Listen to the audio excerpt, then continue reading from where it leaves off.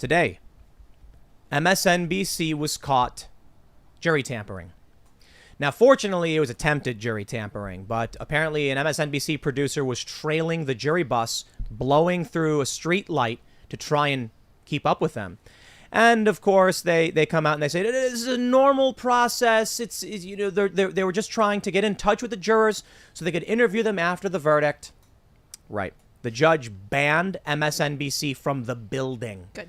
Now, this producer that was named is an NBC producer, so there's, of course, overlap. But this may be one of the most serious, I don't know how you just, acts of aggression. What do you want to call it? Attempts to interfere, grave constitutional violations. November 9th, I believe it was, Fox News, everyone reported. I mean, I was watching the trial. The judge said someone tried to film the jury at the bus pickup. We will change protocol. It won't happen again. So don't tell me these MSNBC producers did not know what they were doing was in violation of the judge's rules and, I believe, criminal. Some have reported it was a felony to try and do what they did. We have more evidence. This story gets crazy. I believe I have a case to present to you that ADA Krause tampered with evidence to cheat because they knew they would lose. I believe I can spell it out for you very clearly now. That being said, I'm not going to claim it's definitive, but I can show you the evidence. He has software in his computer for cropping and for formatting. I believe he got the footage himself from Tucker Carlson's show, cropped out the Fox News graphic, compressed it to give the defense a version they could not form an argument around, and then he got caught. Now, maybe it's speculative, but wait till we show you the transcript and you see what he said. I believe he outed himself and he got caught. Will the judge declare a mistrial with prejudice? Will he declare a mistrial? He could rule on either because both motions have been raised.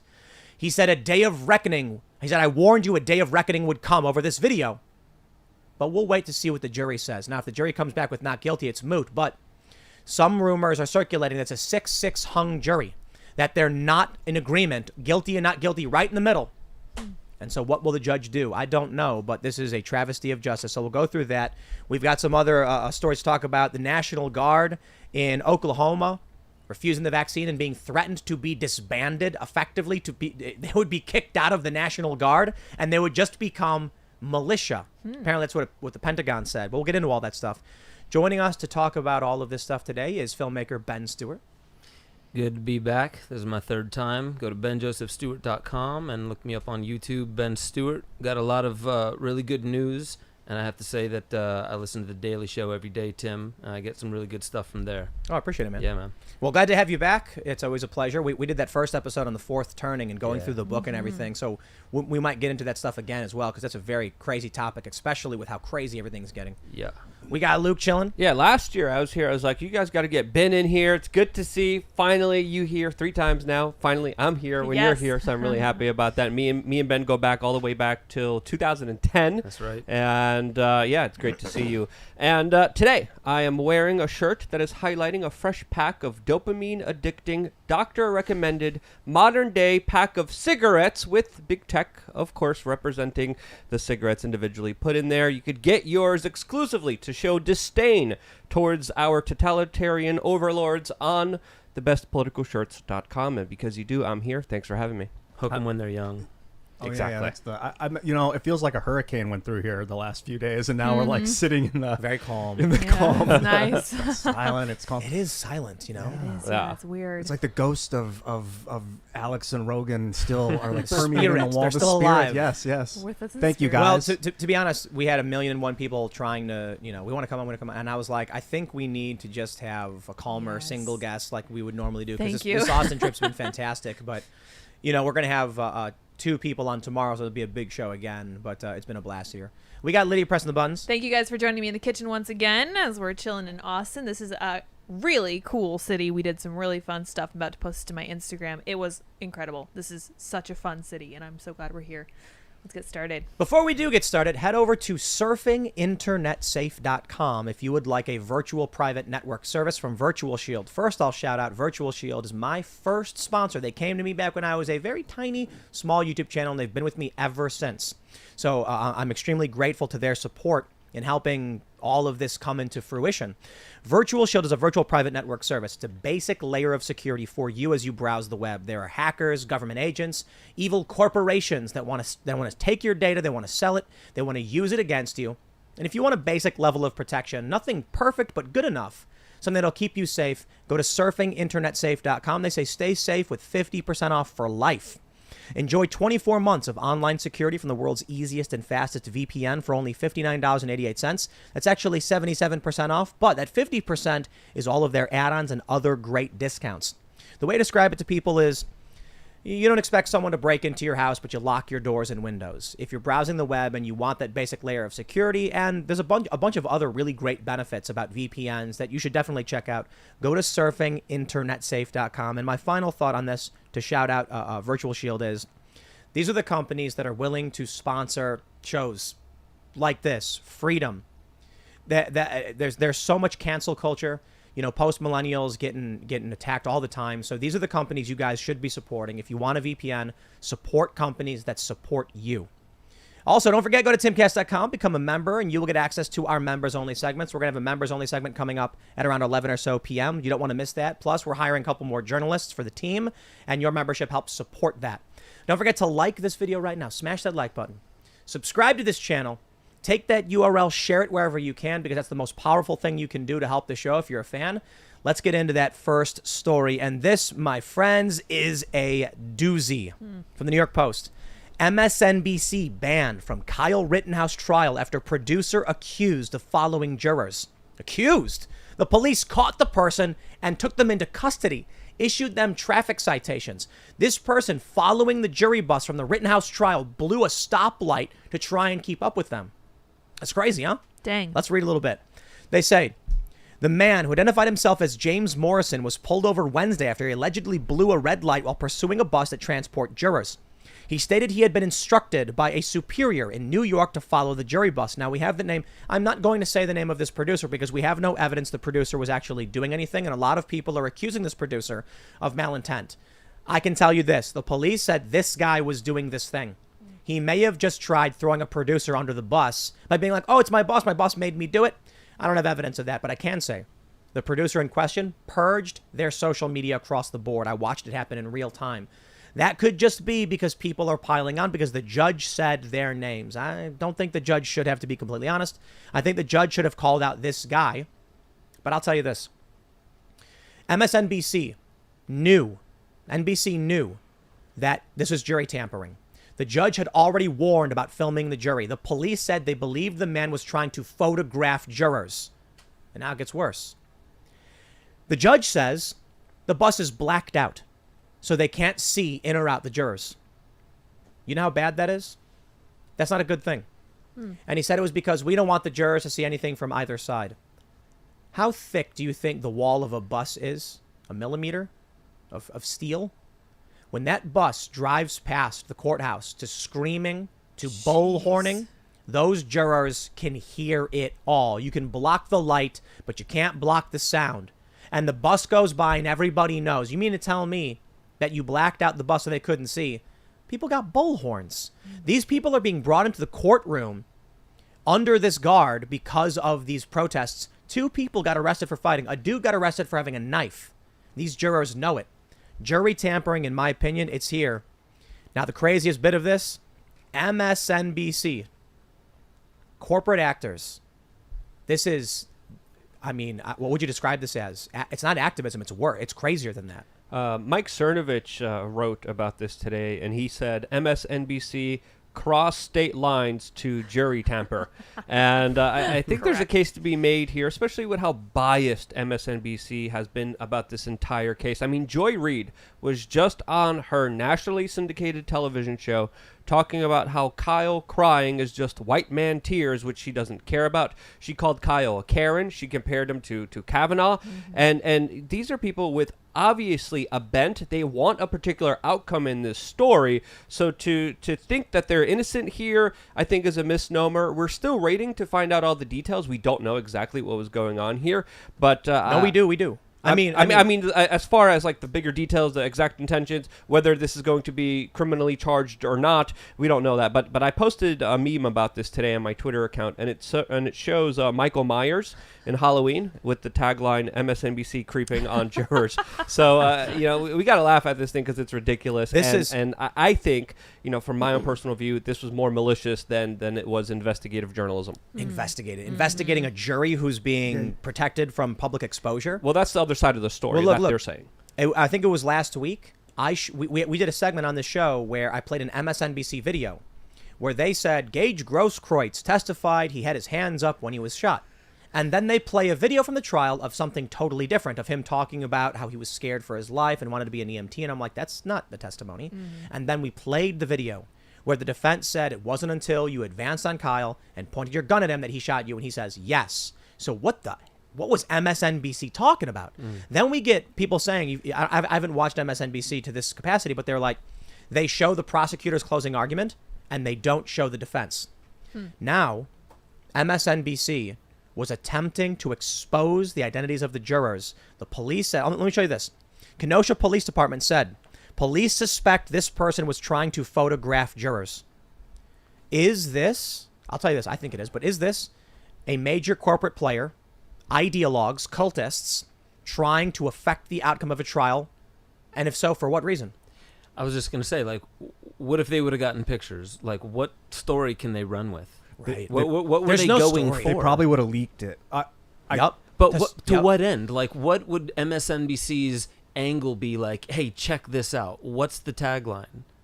Hey, we got some Not even pictures that. of They could have sent jurors. it. When I got attacked in Germany by Antifa, it was a mainstream media journalist that took a picture of me and gave it out to all the Antifa members to come target and attack me. And then they lied about the entire situation. So there could be MSNBC journalists. They're acting more and more like activists. So they have a network of activists that work for them that obviously have connections to all the large organized protests that have been happening all throughout this country. I'm speculating here. We have no solid proof or evidence of this, but it's not far to speculate with just the atrocious actions that MSNBC has been taken on the intelligence of the American people with their blasphemy and bullcrap that they've been trying to shove down everyone's throat. It's ridiculous what they've been saying. They've been off the rails, and they've been more concerned about an agenda, a narrative, rather than, of course, any kind of even semblance of news reporting, because they haven't been doing any of that. And I think that's a fair argument to make here with everything that's going on here. And it's just ridiculous. Some people are saying that this is clear obstruction of justice. Some people are saying that they wanted the jury to know that they're watching them. Some people say that they wanted the jury to know that they have their identities. Who knows? But either way, this stinks to high heaven. We're going to find out later down the line what's going to happen here. I'm just speculating. I could see like them wanting to prep a story like meet the jurors from the Kyle Rittenhouse, and they have all of them already planned, and they already know who each of them are, and they find out what about. So, and then they're just willing to throw this reporter under the bus. They're like, so what's worse is going to happen? We're going to get sued for $10 million if we get found out. So what? Or this guy will go to prison for a felony, and they're like, we don't care, we didn't do it. Yeah, whatever. Throw him under the bus. They're probably not going to even cover his lawyer fees. Definitely. Probably not. They're going to be. They've already said. I think it was like a rogue producer. Wow. They're trying to claim like. So this was crazy when the story broke. The police said a man alleging to be with a national outlet. All of a sudden, I'm watching the live stream for the trial, and it's just nothing. It's just the emblem, right? And then all of a sudden, the sound turns on. The judge steps up, and I'm like, this could be a verdict. What is this? And the judge said, here's what happened. Claiming to be with MSNBC. Now, I didn't know if that was true because I was like, guys, I tweeted, for all we know, this is Antifa pretending to be a reporter and knowing someone's name and throwing them under the bus trying to escape the cops. Like, let's be chill about this. A reporter from Court TV said, I know the guy.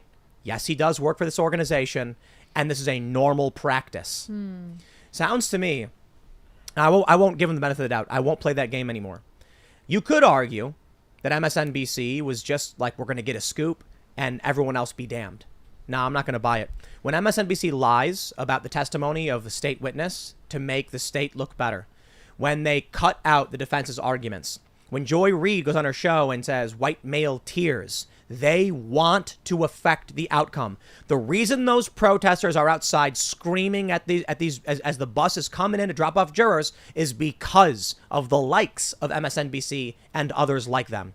So they definitely want to affect the outcome. In my opinion, This dude may have been a useful idiot, but I think they were like, get the jurors information. And you made a great point, Ben.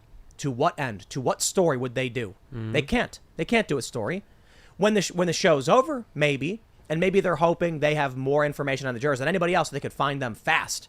But either way, if the jury finds out they're being trailed, and they apparently did, Right. that's jury intimidation. Right. So what you think the jurors after the fact are going to be like, oh, that was you who was following us in this landmark trial we're terrified of the outcome of and making us fear for our lives. Of course I'll do an interview with Let's you. make a statement. Why not? Yeah, I can't follow, like, you ever hear like a dog chasing a car, like dog doesn't know what he would do if he got the car. I'm really curious, like what would they have done if they would have gotten a moment? Well, Sorry, go ahead. I've Ian. seen a dog get the car, and what happened was it hit the wheels when the car was going 50 miles an hour and went flying up in the air and was torn apart. Good I mean, metaphor Yeah. for what happened to this person in MSNBC, you know? Being Good thrown metaphor. there. He Like, ran did- at it. what good could have come out of it for this guy or for MSNBC? He knew what he was doing. He knew what he was doing. Right. I Of don't. course he did. This is not about getting a scoop. This is how could this be anything other than a form of jury intimidation and obstruction of justice? Regardless of intent. It Right. was jury tampering, obstruction. I don't know about obstruction of justice. I think that applies to like law enforcement Sure. investigation. But this, regardless of intent, they were tampering with the jury. It's such a huge trial. I mean, like, biggest of our lifetime. Menendez brothers, it didn't fit everything that was going on in the world. This fits everything that's going on in the world. And I really feel, I was talking to Lydia beforehand, like, you take a look at this, like, yes, they're making it into something like black versus white, but really it's the only armed citizenry in the world protecting small businesses during a time where there's an all-out assault on small businesses. And really this is like an iconic symbolic show of force against anyone who wants to defend small businesses by any means. The race thing really is crazy too, and the ideology thing is crazy because I keep seeing the left saying he showed up in opposition to Black Lives Matter, and I was like, no one Did ever not. said that Yeah. one time. For the testimony from the state witnesses and the defense was that he rendered aid to the Black Lives Matter protesters. Sounds like he was there to help them. But also stop riots, right? So it's not like he's like, I hate you. No, he was like, I'm here to help you, but please don't burn anything down. This is unprecedented, though. I mean, like, I'm trying to think of another time in history, let's just say in the past 100 years, where there have been such violent riots around the country that people en masse had to start calling in local favors and say, like, could you come and protect our business? Because carte blanche, it's just being destroyed across the board. Has that ever happened? Well, in the 90s, there was riots in Los Angeles. There was racial riots in New York as well. And then, of course, in the 60s and 70s, there was a lot of riots as well. So this is not something that's Where not people uncommon. brought their own guns to protect small businesses? There's There been, were- you there know, were the rooftop Koreatown. the rooftop That's true. Koreans Yeah, yeah. are Okay. of course talked about a lot, especially in the chat room. And you know, this is not What went Yeah. down in the LA riots and why the Koreatown residents, took to their rooftops. The police left. They were like, what do you expect us to do about it? I don't know if it was the National Guard or the army that was brought in, but they formed a perimeter. And so you have all of these people just being like, we've been abandoned completely. Yeah, don't be surprised when the state abandons you. The police aren't going to protect you like we saw in Kenosha. They will leave. So what happens? There's that famous viral moment where the guy was pulled out. I say viral, but it's just historical, where he was pulled out of the truck in the LA riots and brutally beaten and stomped on the ground and left, seriously injured.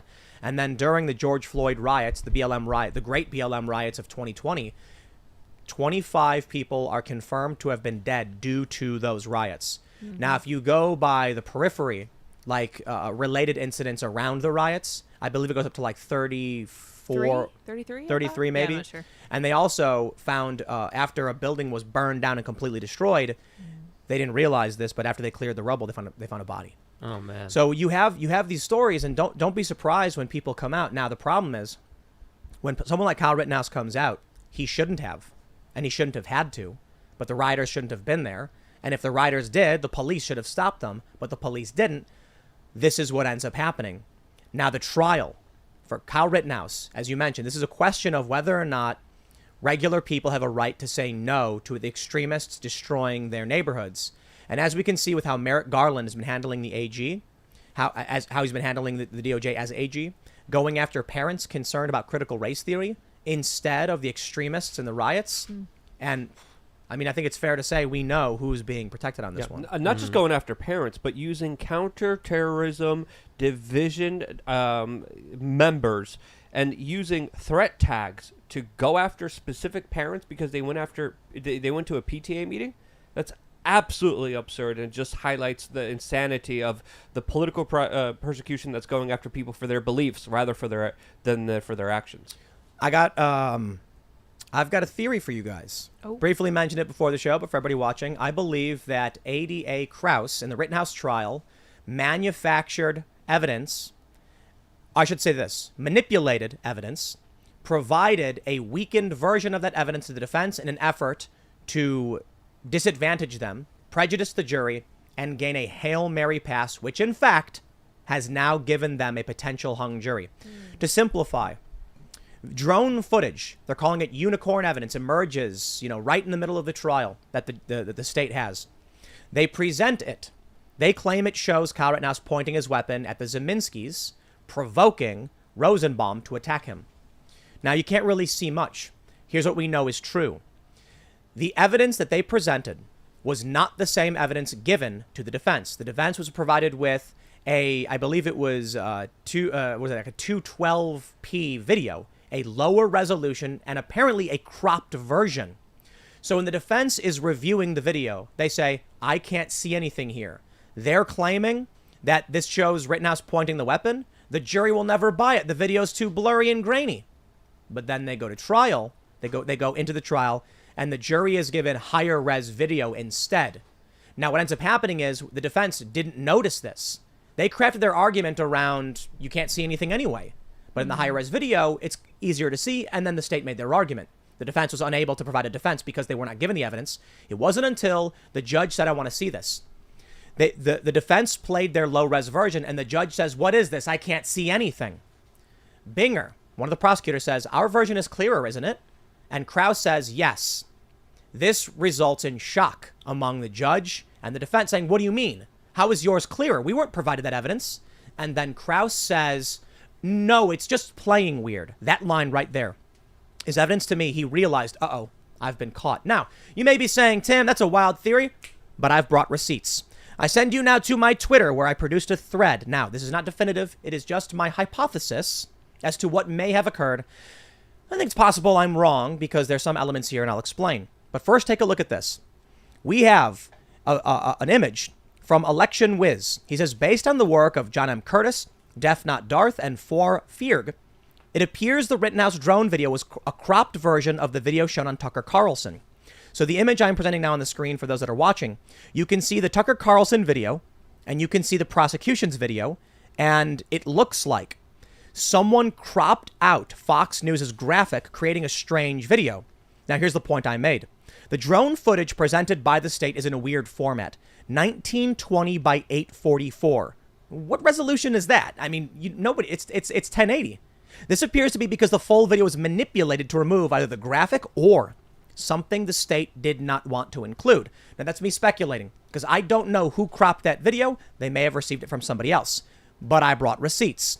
I go on to say, how did the footage get cropped? Krauss on his laptop has Format Factory, and I have the source right here included in my tweet. In the image, you can see Format Factory. It's kind of hard to see. Oh my gosh. Format Factory is software that allows you to crop, mix, transcode video, but crop is highlighted on their website. I point this out. Format Factory is not just transcoding. As per their website, it also crops video. This explains why Krauss had Handbrake and Format Factory. Here's the source. It says, provides audio and video converter, splitter, mixer, crop, and de-logo. Was Krauss looking for software that would remove the Fox News graphic de-logo and then decided to crop it instead into a strange format that doesn't make sense? Now, I'm going to pause for a second and say this. At any rate, shouldn't this be called into question? Your Honor, videos aren't recorded in 844p. This video has been tampered with. The video should be, if it's 1920, it should be 1920 by 1080. I'd argue that this has got something cut out and thus should not be used. Now, they might say, too bad, the video shows what it shows. But I think right away there's an issue. Let's move on. And I said, now we all know it's a fact. The defense was given a lower res video. This is not disputed, but it seems ADA Krause got caught as per the transcript. This is a transcript of the moment when the defense realized they were not given the real evidence. In fact, they were given a low res version. Two things stand out. Binger says this isn't the same quality as our version, is it? Sounds like Binger didn't know. I mean, the dude seems to be rather inept and doesn't know gun safety, but I think from the transcript, he genuinely didn't know. Krause says, no, our version's much clearer. Wisco, for the defense, says, I got that from you. I have the enhanced one, but that is exactly what we got from you. We got it from Dropbox. The judge says, so what you're showing me now is this doesn't show anything. This is what was provided to the defense? Richards, on the defense, says yes. Binger says Mr. Stewart is on his way. This is their tech guy who's now going to come in and play the high-res version. Wisco says, I don't know. That's what we got from Dropbox. So if your version's clear, that means you didn't give us your version. And Krause says it's just playing weird. Holy cow. Wisco says that's not how it works. If it truly was a mistake, that somehow, this is what they argued, when they sent the video over email, because they sent it over email, it somehow changed the name of the file and compressed it. That's not possible. That doesn't happen. But Krause said it's just playing weird. Why would he say that? It's just playing weird. He offered up an excuse to try and placate everybody who realized somebody was manipulating the evidence. That, to me, is the quote in question. If Krause genuinely didn't know this happened, he would have been like, I don't know why it's doing it. I have no idea what's going on. Or he would have said nothing. He goes, I don't know. Our version seems to be clear. Something must have gone wrong. We'll fix it. I'm sorry. Instead, he says, no, it's just playing weird. Check it out. Not only was the video compressed, the prosecution appears to have provided a cropped version.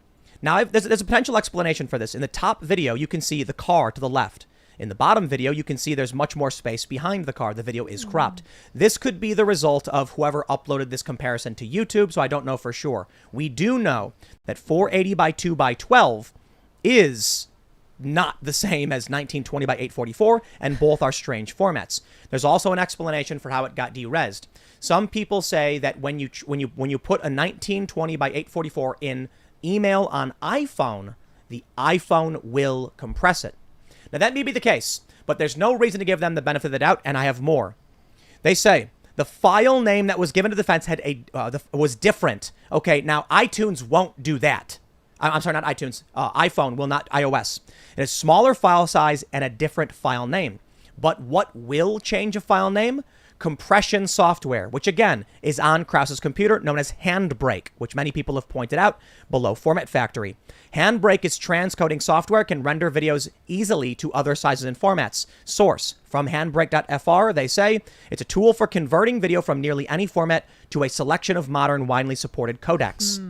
The original format, 1920 by 1080, somehow got cropped to 1920 by 844. It gets further cropped, renamed, and compressed. So there are potential explanations. I don't have that's as far as I go with, presenting my case. As far as I can, what I'll basically say is I believe beyond, this is probable cause. I believe I have shown probable cause to believe that ADA Krause tampered with evidence to try and cheat and win and disadvantage the defense and prejudice the jury against the defendant. I don't know if it's definitive. I don't know if he actually did these things. But Handbrake, as many people have described, is in the weeds software. You got to be to know what that is because it's fairly obscure. Format Factory, to have both cropping software and compression software when a video is compressed and cropped raises a lot of questions. And for Krause to say it's just playing weird was a weird thing to say, to try to make excuses. I think we have enough to do this. The judge has said, he has implied he wants Krause to go under oath on the stand. Do it.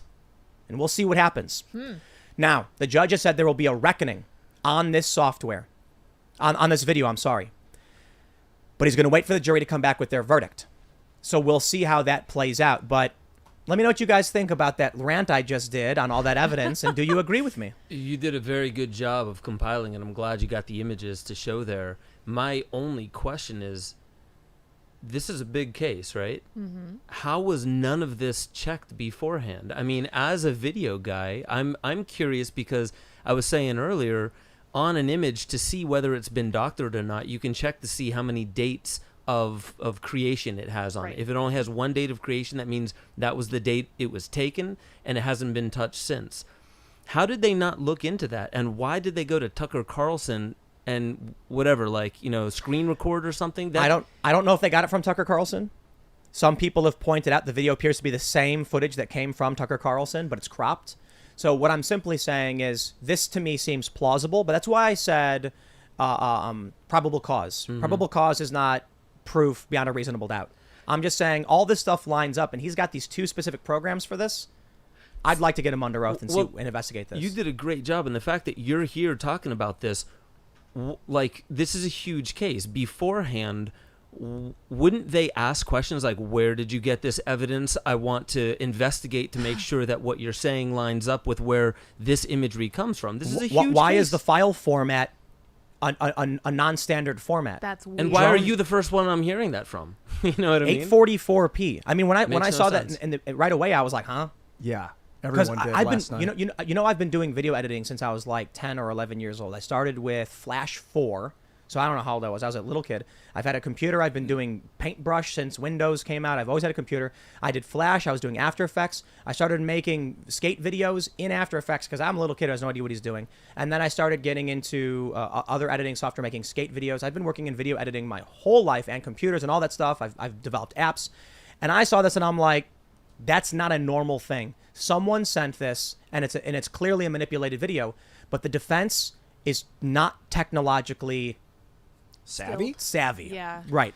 A good example is when they were trying to explain algorithmic enlargement, and the defense said they use a 3D AI logarithm to produce and generate, and I was like, oh, They need these an guys don't know what they're expert, saying. yeah. It's image interpolation. You can simply say, I understand what he was trying to say, but it uses a computer program to predict what the image may look like. It is not an image from the night in question. Very simply stated. They didn't have a firearms expert. They didn't have somebody who could speak more clearly to that. I'm gonna go back to saying this is a huge case. How much ineptitude are we seeing here? Because like I'm just shocked that everything that you're breaking down here is not something that had been thought of or talked about before. This is a huge case. Like what's going on here? Someone actually super chatted that I've demonstrated means, motive, and opportunity. That's right. Yeah. Look. Sure, but we need an investigation. We need forensic forensic analysis on his computer. I want to see when he we know when he had those programs. He's had them since January 7th. He had Handbrake. I want people say you can see the last time it was used. Sort of. I want to know when the defense's file was generated, when the 212 video was created. I want to see when the defense's was created, and then I want to look at his computer. I want to get him under oath. They should seize his laptop Yes. immediately. Immediately, How so much it you can't want to do bet he's already It's doing already a DoD sweep on it, purging the hard drive 7 times over? Yep. Of Yep. course. Yeah. Wow. Because he probably knows this is coming. Like, by the way, I mean, now we're not talking Kraus. Binger is like hearing his voice. It sounds like you're listening to somebody in junior high. Right. Right. I already feel like I'm in Idiocracy, where it's like you don't have to do that good of a job to get by with your job these days. So this is one of the things I noticed as I was growing up was that all of our institutions are like held together by spider webs. Like no one is checking things. Like, and I when I do my work, I try to go back and check everything I've done because I worked in a hospital. And if you don't check things and make sure that your documentation is correct, you can be in huge trouble. You can use your license. The nurse in charge of you can use her license. But apparently this is in this case in this huge freaking trial. And I just wanted to say that I feel like we don't owe this prosecution any form of confidence that they are operating in good faith because they're not even competent. So if this super chat is correct, I Oh. think it backs up exactly what I said. So a super chat said, YCOW has the metadata. The video the defense received was created 20 minutes after the original. If genuine, they'd show the same. If it was created 20 minutes after the original, that would imply that Kraus was the one who made both. He made the original file they admitted as evidence, and then he made the lower res version to give the defense to weaken their ability to argue against it. This trial. Because if it was a third party who made both, how would he have 2 different files and then give the wrong one? That's possible. It's possible somebody made both files, gave both a low res and a high res version. I don't know why they would do that. And then the prosecution had the two files, sent the wrong one over the defense. Maybe. I was in the military for 6 years, and I learned that oversight is just built into the system. You have oversight, so like, I hope nobody's going to claim, oh, okay, this was a mistake. It was an accident. There's got to be oversight so these accidents don't happen. Exactly. I'm really perplexed right now. I'm kind of flabbergasted. I'm going to say it one more time. This is a high-profile case. Yes. Let's talk Right? about the Oversight. Yeah. Let's talk about the ramifications of this fake evidence. The prosecution won a major victory when they were able to get the judge to instruct the jury on provocation. If you believe that Kyle Rittenhouse provoked the attack, then he must have exhausted all means of retreat. Otherwise, it is not self-defense. I think it's something to that effect. And if they didn't have this video footage with that argument about him pointing the weapon, there would have been no provocation instruction. The jury would have been told he was attacked. If you believe he acted in self-defense, acquit. Here's what we got from Newsmax. And I don't know if this is true, but this is Newsmax reporting. A Newsmax source reports they overheard Kyle Rittenhouse's attorney saying that he believed the jury is at a 6-6 split. Mike Carter reports from the courthouse in Kenosha. It could be a hung jury. We've already heard rumors. Jack Posobiec said he had a source claiming that there were 2 holdouts. That he said, 10 people were in agreement, 2 were holding out. That could mean that 10 wanted to convict. It could mean that 2 didn't. It could mean that 10 wanted to acquit and 2 didn't. We don't know for sure. But one thing that's interesting is that the defense made a verbal motion for mistrial. Straight up mistrial. That would mean Rittenhouse would be tried again. We mentioned this the other day. Cernovich said it's an advantage for the defense. They'll get to do this whole thing over knowing exactly what the state has. And here's what people have missed. If everything I said about Krause and the manipulation of this evidence is true, it'll get thrown out, and the state will have no opportunity to present that. Furthermore, if Krause did do something untoward, he could get in serious trouble, and the case may actually, something beyond a retrial may happen if it turns out that they did something malicious. It could actually, it might not be with prejudice, but it may actually create a political pressure where they can't retry Kyle Rittenhouse. So, if we're looking at a hung jury, and the defense is like, okay, we're gonna get a do-over, let's add a verbal motion for mistrial. What people need to know is the judge has both motions to consider. The judge could rule either way. It's just more options for the defense. I keep thinking about how the jurors are coming in on a bus where they can't see anything, but they hear people screaming at them. The people outside know who. It's like if you're led into a courthouse blindfolded and people all around you are screaming at you as you're walking in. How horrifying and mind twisting that would be, and then to have to decide the fate of basically the people outside as well, the people that are screaming at you. You're that. Well, someone's decision's going to weigh on, if I rule this way, will there be consequences and other people hurt because of the way I rule? So that's also another aspect that we have to consider here when we have these kind of egregious cases of people trying to take photos of them, people following them, the people screaming outside of them. So there's a lot to play into this. But what did the judge rule? Because I know the defense said mistrial with prejudice.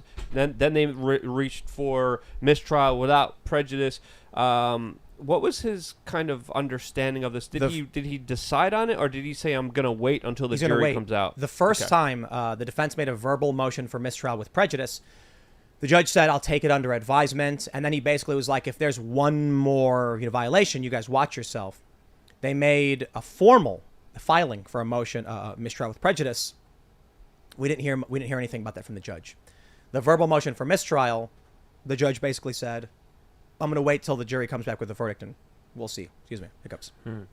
I'm really curious here, like maybe like anyone's opinion on like what's the impact going to be? Is there any way that this can go where the impact of what's happening in Kenosha would be different? Do you think it's just going to escalate no matter what? Yep. Well, you got the mainstream media sense. putting fuel on the fire. You got the mainstream media screaming, going crazy, trying to make this a race issue when it's not. You got the mainstream media, corporate media, as Malice would call them, literally fanning the flames here in every instant, just like they did last summer. Yeah. So with that happening, I mean, people were like guaranteeing that something's going to happen. We don't know exactly, but the conditions that created previous civil unrest are there for this current period. Now, there's different times. We're not going through the summer. The summer is usually the hot period where there is a lot of civil unrest, but there are memes going around showing Ron Paul at the Federal Reserve disguising it with a Nike store, saying that this is a meme. This is not a real image, but it's a meme saying that he hopes that during rioting season, people will target the Federal Reserve and think it's a Nike store. There's already wasn't there a Babylon Bee article about that or something? Like, I believe so. He's got a Yeah, nice but Paul's like, smile on his face. oh no, what have the writers done? I've seen the meme, and I have to share the meme because it hit home to what's really going on here. But who knows what's going to happen here? The conditions are there. We can only hope and do our best to try to provide a reasonable side of the story, to try to provide some kind of explanation that will decrease the risk of violence and escalation. But the escalation has been there. It's significant, and I think it's only going to get even more significant The from here. judge should have declared a mistrial with prejudice immediately, because what people have been saying and what the judge is saying is, he's going to wait for the verdict. If it's a not guilty verdict, then the rulings are irrelevant. The problem is then the prosecution goes, we got away with it. We tried our best. We cheated to our heart's content, but we didn't win. And that means they could do it again. Now, there's also the potential warning that if a guilty verdict, if a guilty verdict does come in, the judge could be like, mistrial with prejudice, blame the prosecutors. Well, yeah, there's a story. There's definitely a story. No matter which way this swings, there's a story to escalate it. I feel. I think it was Catherine Austin Fitts. She did some research on the 2020 riots alone, and she said, I may get the numbers wrong, but 35 out of 37 of the main parts of the damage done to infrastructure was done right around, maybe within a quarter or a half mile of a central bank. And her whole theory, again, this is just her theory, saying that, this is exactly where they're going to build up the smart grid. So I don't know. I'm not going to press on that one, but I love when I hear people outside the box investigation being like, I'm just going to look at what else there is around all these spots that seem to be unnecessarily damaged. What is a smart grid exactly? Well, a smart... So the Internet of Things. Well, it's part of their 2030 plan for all major urban cities to be digitized and to be run through a kind of sorry I cut you off that, but to be run through a kind of centralized grid. So it's totally centralized, Yeah. and it's the device. Over in China, I think Robert Spalding was talking about this in his I forget what book, Stealth Wars or something like that, but he was saying over in China, there's not even the need for the device anymore because there's so many cameras and microphones that the very next step is you walk out your door and you say Uber. It acknowledges who you are by your voice or where you're standing and the camera, and it comes by and picks you up and you're in the device. Yeah. So the smart grid is definitely what Luke was saying about it's creating the Internet of Things everywhere. And mind you, smart dust was being talked about in 2000 going into pavement, and it's already there in Denver. Now in the roads. that's a big rabbit hole. But also in China, if you jaywalk, they take a photo of you. You don't need to show your identification. You don't need to report to anyone. They take a photo of you, and a fine automatically is deducted from your bank account, and you get a notification on your phone. You've been punished for jaywalking on this street, Holy and we took this moly. money out of your bank account. That's the smart grid. Smart dust. You're taking us down the rabbit hole. I like this, Ben. Finally, we're getting started here. I like this. 'Cause Allison this McDowell. this is down the rabbit hole stuff that I think we need to go down into. I'll just say this. Allison McDowell, is talking about where we're moving is total gamification. By 6G, everyone will have up to 12 digital twins, so avatars, and all connected to this thing called the Sentient World Simulation, which is if you've seen the last season of Westworld, it's basically a digital mirror of this world, but in real time. And I forget what their prediction was, but when it gets to Minority Report level, where it can start predicting people's actions, what groups you'll end up in, what stores you'll end up at, when, why, where, those types of this things. is the digitization of everything. This is Mark Zuckerberg's metaverse, but in real life. And this is how they're going to do it. You're going to be in the pod, eating the bugs, living in the society where they will track, trace, and database every aspect of your existence to the nanoparticle of smart, intelligent dust and microchip particles that will be in charge of controlling every aspect of your human existence. So colonization all the way down to our biology. Just look up International Barcode of Life and see who some of the main donors to that. Thank you, Mr. Gates. Yeah, Mr. Bill Gates. I was just going to say Gates. So hold on. So this is a big segue, right? We're talking about a potential hung jury in a criminal trial, and now we're talking about coincidence. Sorry, I just got off. I went off. Well, you guys just like blasted off. Yeah, we had to. But hold on. But I have a question. I mean, are you saying that you think that the riots and all the destruction we've seen is somehow tied to? I'll just put it simply. I mean, I think it's fair to say an attempt to gain more control politically over people's lives. And I think if you walk back from the smart dust stuff, the stuff that's kind of freaky for people to understand, and you said something like, why is the police stand down in a lot of the riots? Why is it that the media promotes them? Why did Kamala Harris fundraise for them? The violence scares people and triggers a response where they say, give us more money to keep you safe.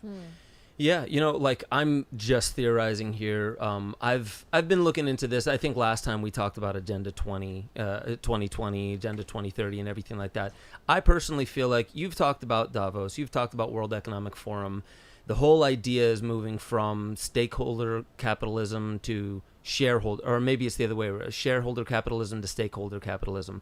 You need an excuse to radically not just homogenize world economies and bring them all together under one, but you need an excuse, a public-facing excuse.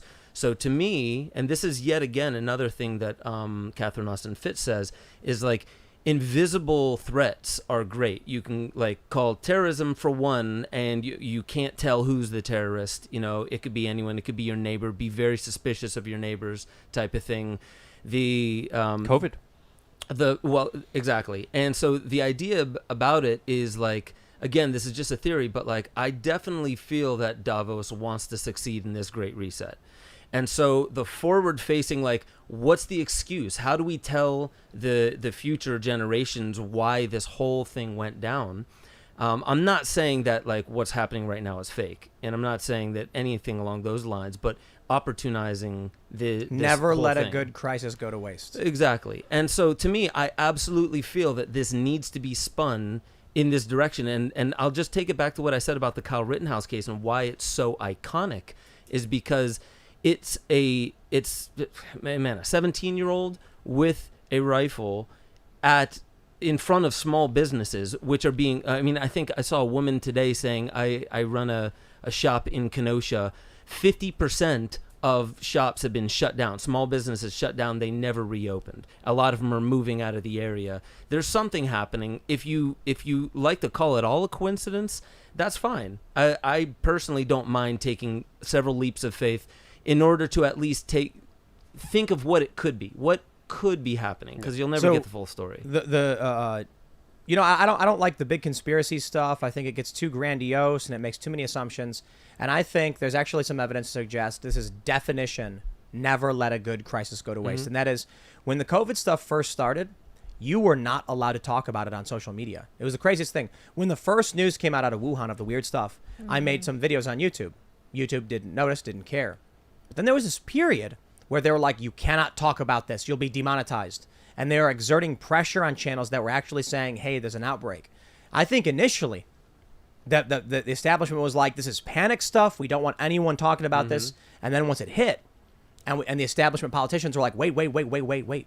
We can use this. We can use the crisis. 15 days becomes 2 years. Then all of a sudden YouTube's like, actually, we're going to allow you to start talking about it. And then, truth be told, when the more and more videos start popping up about it, the fear spreads, and it allows a lot more corrupt politicians and powerful CEOs, big pharma corporations to be like, now's our chance to use fear to gain power. I mean, there's different realms of thinking here, but there was a lot of setup here, especially by individuals like Bill Gates, that wasn't just funneling money into the mainstream media, because he gave hundreds of billions of dollars to the mainstream media. That buys a lot of influence. There's smart people who know what's going on. It's so annoying to do the cliche Bill Gates. No. It's important to mention here because this is a man that has far more influence than we even know about, and we already know. hundreds of millions of dollars to the mainstream media. A new report just Give came me out. some evidence other than the guy says stupid things to the press. He doesn't say stupid things to the press. He buys off the press. He gave them NPR, $319 million to media outlets like CNN, NBC, NPR, The Atlantic, the BBC, The Guardian. All are on his payroll. All are on his paycheck. What does it and mean? we talk about the way that he positions himself in society, especially What does with, it mean? What does it with mean? the things like the What does it mean? vaccine industry. Explain to me beyond, I saw a guy do a bunch of things that make me question him. Look, I don't like the guy. I think he's got weird views on the world. I don't trust him. I think he's a bad person. I look at his history and how he started Microsoft and how he moved through Silicon Valley, much like Steve Jobs, also not a good guy. But the problem I have with this, like, here's a guy who did a thing. It's like, yo, what's happening in the world right now involves thousands of people. We can talk about Donald Trump's role in 15 days to slow the spread, but I don't think Trump was a big player in exactly what was going on. I think he got swept up in it. We can talk about Joe Biden's attempted a vaccine mandate we could struck down, and then everyone's like, but you know, Bill Gates. But Biden's not there. Biden is not a human being who's not even consciously there. There's other people behind him. There's special interests behind him. There's major corporations behind him. There's globalists behind him. And we can talk about how Pfizer has been dumping money into these companies, into the media outlets. Sponsored by Pfizer. Getting no and why liability not? contracts. Then why shouldn't we talk about them? They're huge influence players. There's the big issue, players. The issue there's I puppets take and there's players. is that I want to people talk about have the players, always not done the this. puppets. They've always done this. The Koch brothers are doing this, and George Soros is doing that. They and are. Bill Gates is doing Yeah, this. not And but I'm they like, are. you want me to give you a list of the 2,000 billionaires who are all doing this? Look, I get it. It's frustrating for me because people talk about Bill Gates in some superficial manner. Like, did you know that he gave money to the media? What does that mean? Tell me what that means. I know he owns influence. The dude has had influence for decades. They all do. This one story does not say anything about the fact that It's we one have story corruption. after another story after another story. No, The it's an man is obsession. literally trying to control the weather. It's his obsession. He's making GMO mosquitoes. If you think this You're person, obsessed. no, I'm not. Yes, you No, are. I'm not. Absolutely not. You can name I'm George concerned. Soros. You can name George Soros and the DAs he's been funding. This is why what Exactly. frustrates And me. why about- shouldn't you? What frustrates me here is you get a story from June 2021 where BARDA, which is a bioresearch lab in the U.S., I believe through HHS, gets a weaponized smallpox drug approved. I believe it was approved, but I could be wrong about this. Bill Gates comes out and says, I'm worried about weaponized smallpox. And all of a sudden, the conspiracy realm lights up saying Bill Gates is doing whatever. And it's like, dude, he read the news. That's not what we said. I never said I didn't anything say about you that. did. I'm Yeah. saying the issue I take is... Yeah, there's other people that I take did it a too story. far, of course. And so the issue I take is like, I've just had so many conversations about the obsession over Bill Gates. Yeah, I think it's a red herring to go after the individuals because like if you have a corrupt king that's terrorizing his subjects, you want to remove that king, you're going to get another king, and he may or may not terrorize. What you want to do is disrupt the monarchy and change the system so that there is no possibility for a king. You mean replace the puppets so the puppets look all Make nice it and so that- different and make it's a it red so that- puppet and a blue puppet? Avoid no. that. And No, this I is- want to this get the is puppeteer. Like, you want to such fix the a system so that failed- one guy can't become Yeah, a right. multi-trillionaire. Listen. Maybe. Here's the problem. Right now, we have a culture, and culture is more powerful than politics and law. As I've mentioned numerous times, the easiest way to explain it is there's wacky laws in Massachusetts. You know, they have a law from the 1600s. You can't put a pie on your windowsill on Sunday afternoon because it attracts bears. And now no cop will enforce that. So when you get 100 million people and you're standing before them and they say, tell us what's happening. You say, this Bill Gates guy spent money in the press. They go, what am I supposed to do with that? No, I wouldn't say that. No, stop. Yeah. Or you say, do not let the government put their boot on your neck. Do not let them mandate medical procedures. Influence the culture. I have never, I don't like doing these bits where it's like, did you know person X did X or did Y? You have all of these YouTubers who make videos about people, and then regular people who are standing at ready saying, I want the world to be a better place for my kids. I want to make sure I have my freedoms and my liberties. What should I do? You should be mad at Bill Gates. And they go, okay, I won't fight in any meaningful way for principles. I won't focus on what's happening in my community. I won't vote locally. I'll complain about Bill Gates. Then those people go out to rallies and they hold up big signs saying Bill Gates. And then when regular people show up, they go, look at the crazy people. Look at the crazy people. No. So this is what frustrates me. Whenever it comes to the vaccine stuff, everyone's like, let's have a debate over science, and we're not scientists. And I'm like, why? Why? When we can just say we are advocates for freedom. We are American citizens who know the history of this country and the founding fathers who said we demand freedom and respect, and tell the people, instead of trying to pretend to be a scientist who's going to argue about medical efficacy, we can just say, I reject your attempts to mandate a medical procedure on me. The two are not exclusive. You could have both. And I don't just obsessively talk about Bill Gates. I talk about him. I talk about all the other very influential people who are doing that. But I also talk about solutions. I also talk about personal responsibility. I also talk about the need for you to wake up from this trauma-based mind control and psychosis that people are going through by watching the mainstream media, by watching what Bill Gates funds, by watching what all these other individuals finance in order to trick you and lie. I think they do. I disagree with you. I absolutely disagree with you. You live in bubble world. No. I don't think I do, because if people actually do find out the reality of the true existence of this world, which many of them are right now, many people are waking up. When people see the true reality of it, they start understanding the players behind the scenes here. Then they could start implementing policies where they're not victimized by these players and their games that they play on the rest of the population. We don't get towards a convention of states, assuming that's what we want. We don't get towards a populist uprising because a bunch of people went outside complaining about Bill Gates. I'm not saying complaining about Bill Gates. I'm saying understand the problem and be able to diagnose it correctly without playing their games of here's a puppet. Vote for this puppet. This puppet's going to make things better. No. There's bigger players behind the scenes. And if you understand, hold on, I'm not done yet. Your billionaire changes every week. I let you talk, right? Your billionaire changes every week. No, it's pointless. And I you're disagree. We go through the months and months of George Soros as the guy funding the DAs. Yeah, that's important. We are not seeing parents rise up and revolt because they found out about Bill Gates. We're seeing their children and their families being affected. They're seeing their culture be destroyed, and it's doing so that? common. Who's doing that? Who's responsible for all that stuff? Who's doing all this bad stuff, Tim? It doesn't matter. It does. I think it's a result of the system. If you have a technocracy, removing one technocrat, another one will fill the void. So we want to figure out a system that's a politician, Ian. Same with not politics. Same with their politics. You remove one president not and the another upper one. echelons, because there is an inner circle. That inner circle deserves to be addressed. We have different approaches. I think it's important, along with going after the solutions, along with understanding the full problem that we're seeing in front of us. To be able to fully deal with the problem, you got to fully understand it. And you can't just be looking at the consequences. You can't just be going after the side effects. Okay. And the challenge we have is that none of this is relevant because what matters is culture. Culture building. Politics is downstream from culture. And a bunch of people who have said, I've identified a source of the problem, and I believe it's Bill Gates, are going to convince no one and change nothing. The truth matters. But you know what? People want a symbol for their oppression. So they isolate an individual. For a long time, it was George Soros, and it still is. Now Bill Gates is filling that role. Every single story, every quote, every comment is brought up.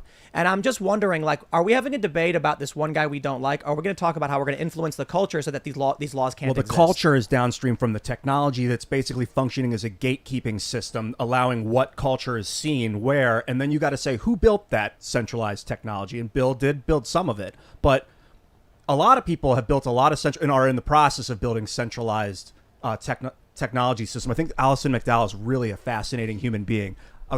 I would love to know. So, some of these solutions. I agree with what you're saying.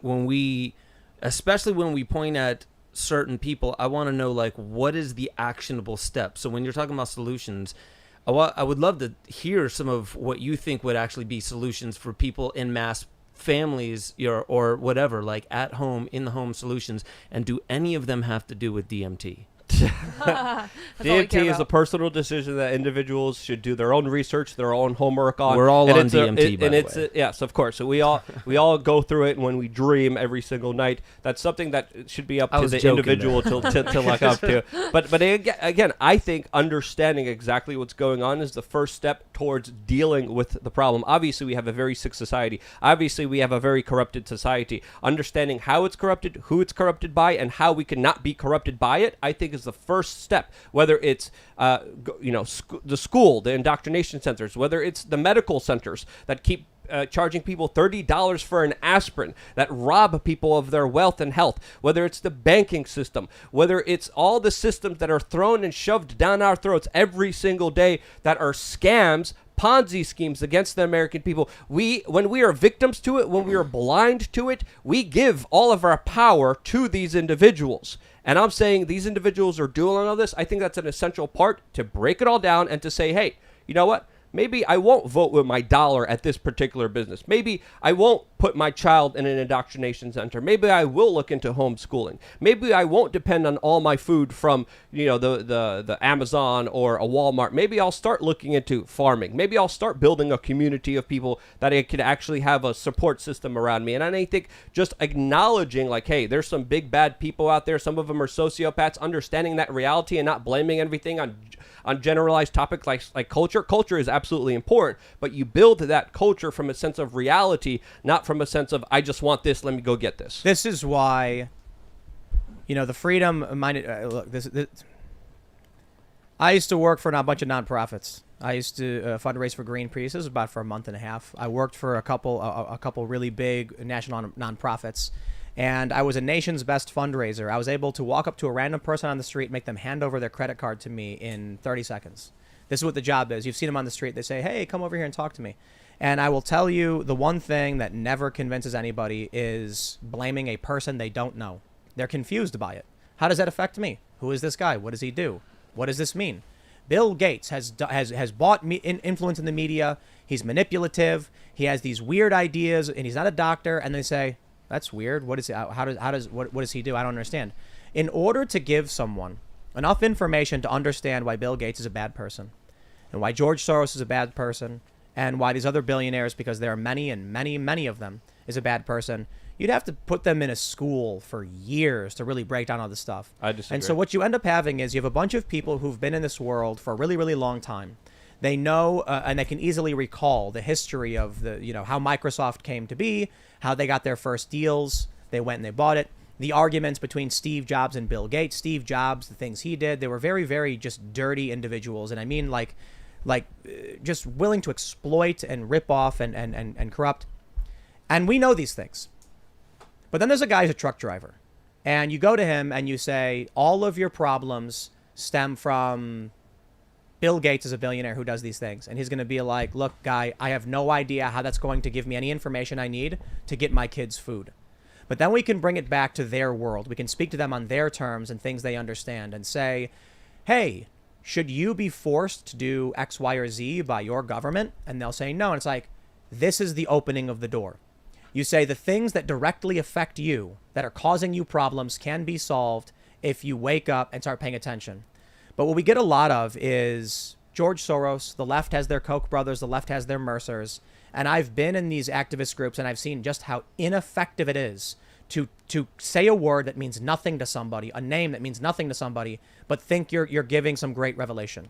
Joe Rogan just pointed out to Alex Jones when he was on the show on Tuesday that Alex has the problem of knowing. And so when he tries explaining to people and he says really like things that are so out there they don't understand, it actually makes them push away from you. You cannot walk up to a person who's never experienced and who doesn't understand the nitty gritty of what's going on, immediately crank up the dial to 11 and think they'll listen to you. We're not doing that. We're not jumping up to random people. We're having a talk show where we delve deep into complicated topics. The reason people listen to us is because it's an honest, real conversation that isn't afraid just to be on the surface level. We go deep down, and I think this is why this podcast is so special, because we could do that. And I disagree with your characterization. We're not talking to random people on the street here.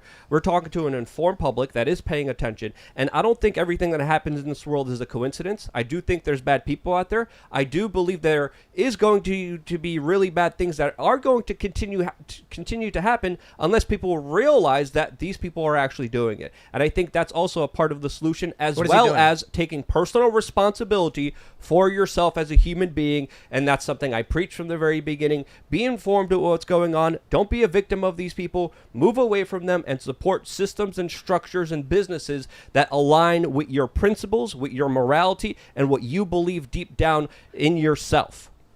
When I think of like this whole system and like how we fix, I think of it kind of like game theory and military theory. I think of like Band of Brothers taking a bunker. When you have a target, or when you're focusing on like who did that, like let's say you're talking about Bill Gates or whatever, you don't want to like yell out, hey Bill, and like go directly at him, because then you become an easy target. You kind of want to flank the target and like confuse the target, and like I really, and ultimately persuade that. I mean, ultimately, we're not at war with each other. We're on the same team trying to help society. We just have different methods. So you want to kind of convince the target. And I think what Luke is doing is looking through a telescope backwards. Because when you start with the people and not with the ideas, people don't understand what you're trying to say.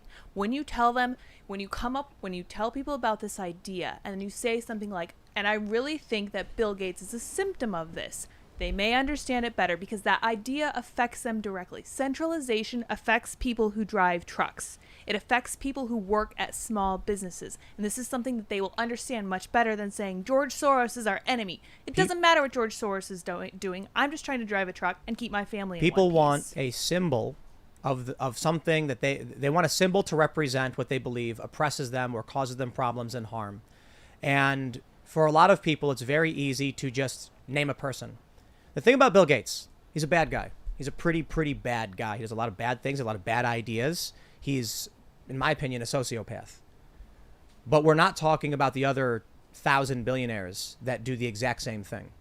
And this is the issue I take with it. It would be impossible for us to actually go through the huge list of all of these powerful global elites, of old money and new money, of arrogance and ego, of ill repute, people who are callous, utilitarians who believe in that some people can be sacrificed, who are willing to commit atrocities. People like Fauci, for instance. I mean, this guy is dark. The stuff he's been funding, the lies he said. These are people who just don't care, and there are so many of them. But it can change if people are told very simply, like simple ways to improve their lives, to give them information about basic things that are going on, and you open the door and allow them to walk through it. You don't run up to them, drop kick them, and smash them through the window and try and push them outside because they'll freak out. So when it comes to promoting a cause and trying to convince people to say sign up for a nonprofit, become a member, or something they've never heard of. The one thing I would always do when it came to, how do I convince someone to want to save the forest? You have to make it relatable and start with something they understand, because in my opinion, it's disrespectful to demand someone know something they've never heard of. Mm-hmm. So if you approach it with, here's the guy, here's the bad guy, he's the villain, and then people, like I said, go out with signs saying the villain, everyone else looks at that and says, that is meaningless to me. I disagree with your characterizations with Linda and yours as well, because I think saying, hey, don't talk about this isn't going to help anything in the long run. And if you've looked at what I've been talking about for a very long time, if you want to look for the person that's responsible for all your woes, for all your problems, you have to look in the mirror.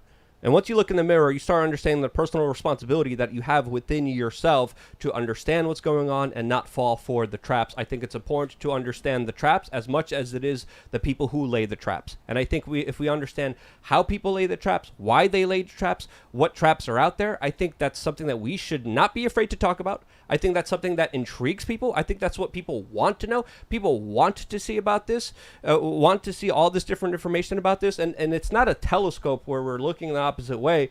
I would say you're in a dark room just bumping your head, walking around, not knowing what's going on. And you're going to continue bumping your head until you try to shine some kind of light on it and on the insects or whatever is hitting your head so it stops hitting your head. So that's my perspective. That's my point of view. Personal responsibility is something I have always preached. That's why I created We Are Change. It's about being the change that you want to see in the world, not just blaming somebody else, calling them the boogeyman. I agree with some elements, and I even addressed this before in previous videos where I said, hey, we shouldn't maybe even be calling these guys the elites because we're giving them all of our power. We shouldn't be giving them all of our power because we have the power and only our ignorance fuels them and gives them all of our power. So I think waking up to the really bad people, it's not just, all these other billionaires, they're not creating GMO mosquitoes. They're not creating technology that's going to be embedded, microchipped in people that's going to control their fertility. Why are you pointing at me? I'm pointing at you. Ian's been doing it all along. Stop. Right. There's different levels. They're not hanging out with people like Jeffrey Epstein and all these other individuals. There's the other level of depravity, of psychopath evil behavior that deserves to be called out. So real quick, the release of the GMO mosquitoes, that was in Florida, right? Mm-hmm.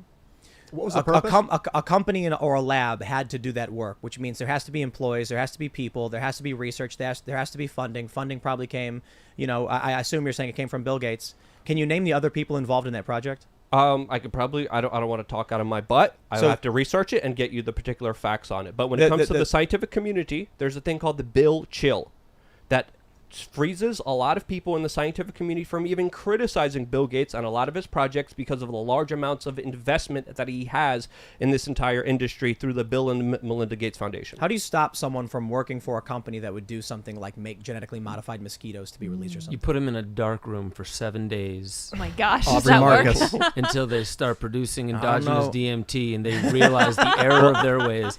I'm sorry, I I, don't had know. to segue there. Yeah. I think in the past, certain, Jordan Peterson talked about enforced monogamy, and it triggered a bunch of people who thought he meant like the police would come and make women get married to like incels or something. But what he meant was, I could be getting this wrong, but my understanding is that society, just as a Cultural whole, enforcement, culturally was like, this is what is normal. And there are a lot of things that are enforced not through law, but through culture and society that people would say like, I can't do that. We used to have it. We've lost it to a great deal because I guess you could argue multiculturalism in the definition used by the right, that you have a bunch of different groups that don't view each other as part of the community, and so they don't actually feel like they're committing a wrong against someone that matters. We see this with activists, we see it with police. The Antifa people would always say snitches get stitches. And so if somebody within like Occupy Wall Street, for instance, would commit a serious crime, they'd be like, don't report it to the police, snitches get stitches. Basically saying, we feel no remorse and no harm. And we feel no remorse. We regret nothing if we allow this person who wronged us to go free or to wrong someone to go free. There was a few people who were, I'll just say, raped in Occupy Wall Street. And the occupiers warned everybody, we'll beat you up if you tell the cops this happened.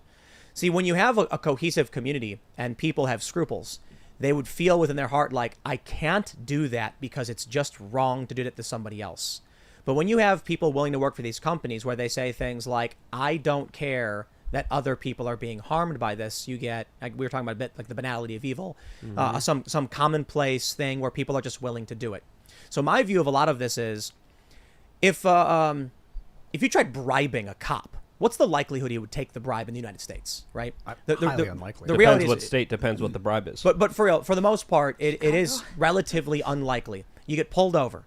The cop walks up and says you were speeding, and you say, "Officer, here's $1,000 to make it all go away." Oh gosh. The cop's gonna be like, Step out of the car, buddy. he's gonna be like, "You're under arrest." Yeah. That's scruples. Even That's, if he needed the money. even if he needed the money. Yeah, Now because he's probably on being recorded and everything. You know? Now there, It's $5 in Africa.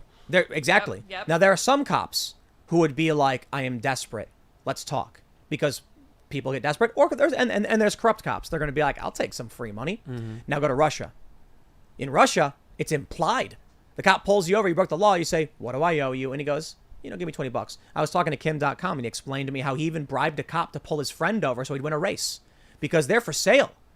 You see, when you have a culture that believes in each other, believes in morality, has a moral framework, things like what you're describing can't happen.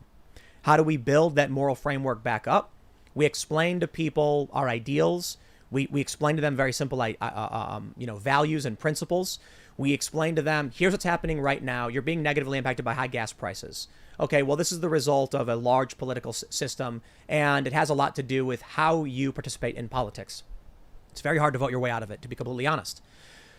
But, I grew up, and I saw a lot of these videos, and I saw a lot of these, I've known about Alex Jones for a really, really long time, and I always felt like none of this stuff has been particularly effective in getting people to actually build that culture where they'll say, I am unwilling to commit this act.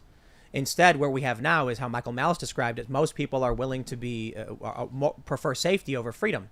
So when they come out and they say, we are hereby stripping you of all of your rights, they say, okay. I'll give you a simple example. Guns. I could come out here all day and say, Mike Bloomberg is the problem. He's trying to take away your guns. But to a regular person, that's not an argument. To a regular person, they're sitting there saying, someone broke into my house and stole all my stuff and beat my wife. And then I say, Michael Bloomberg is the reason. And they'll be like, I don't know what that has to do with or I say, hey, have you considered, purchasing a firearm to protect yourself? And then they say, I've never been a big fan. I've been worried and I've heard these things. Let me give you some basic information on gun culture and understanding so that you can have something to protect yourself, so that you won't be victimized again. But hold on. Then this person goes and buys a gun. They experience gun control for the first time. They get angry. They say, hey, wait a minute. It's my constitutional right. then they start spreading those ideas around everybody. Here's what affected me directly when I was wronged. Michael Bloomberg spent hundreds of millions of dollars trying to get guns banned. Tom Steyer as well. But telling people these names doesn't change the culture, doesn't inspire them to buy weapons, to exercise their rights, and to protect their families. Why can't you do both? Why do you have to have a blinders at the cause of the problem rather than just focus on the solution? Why can't you do all of that? Who says because the main critical point that you have of me right now is that as I bring up a lot of these other people, right? So I bring up like the Bloombergs in this scenario. I think you should build the culture and talk about Bloomberg. I think you could do both, and they don't have to be exclusive to each other.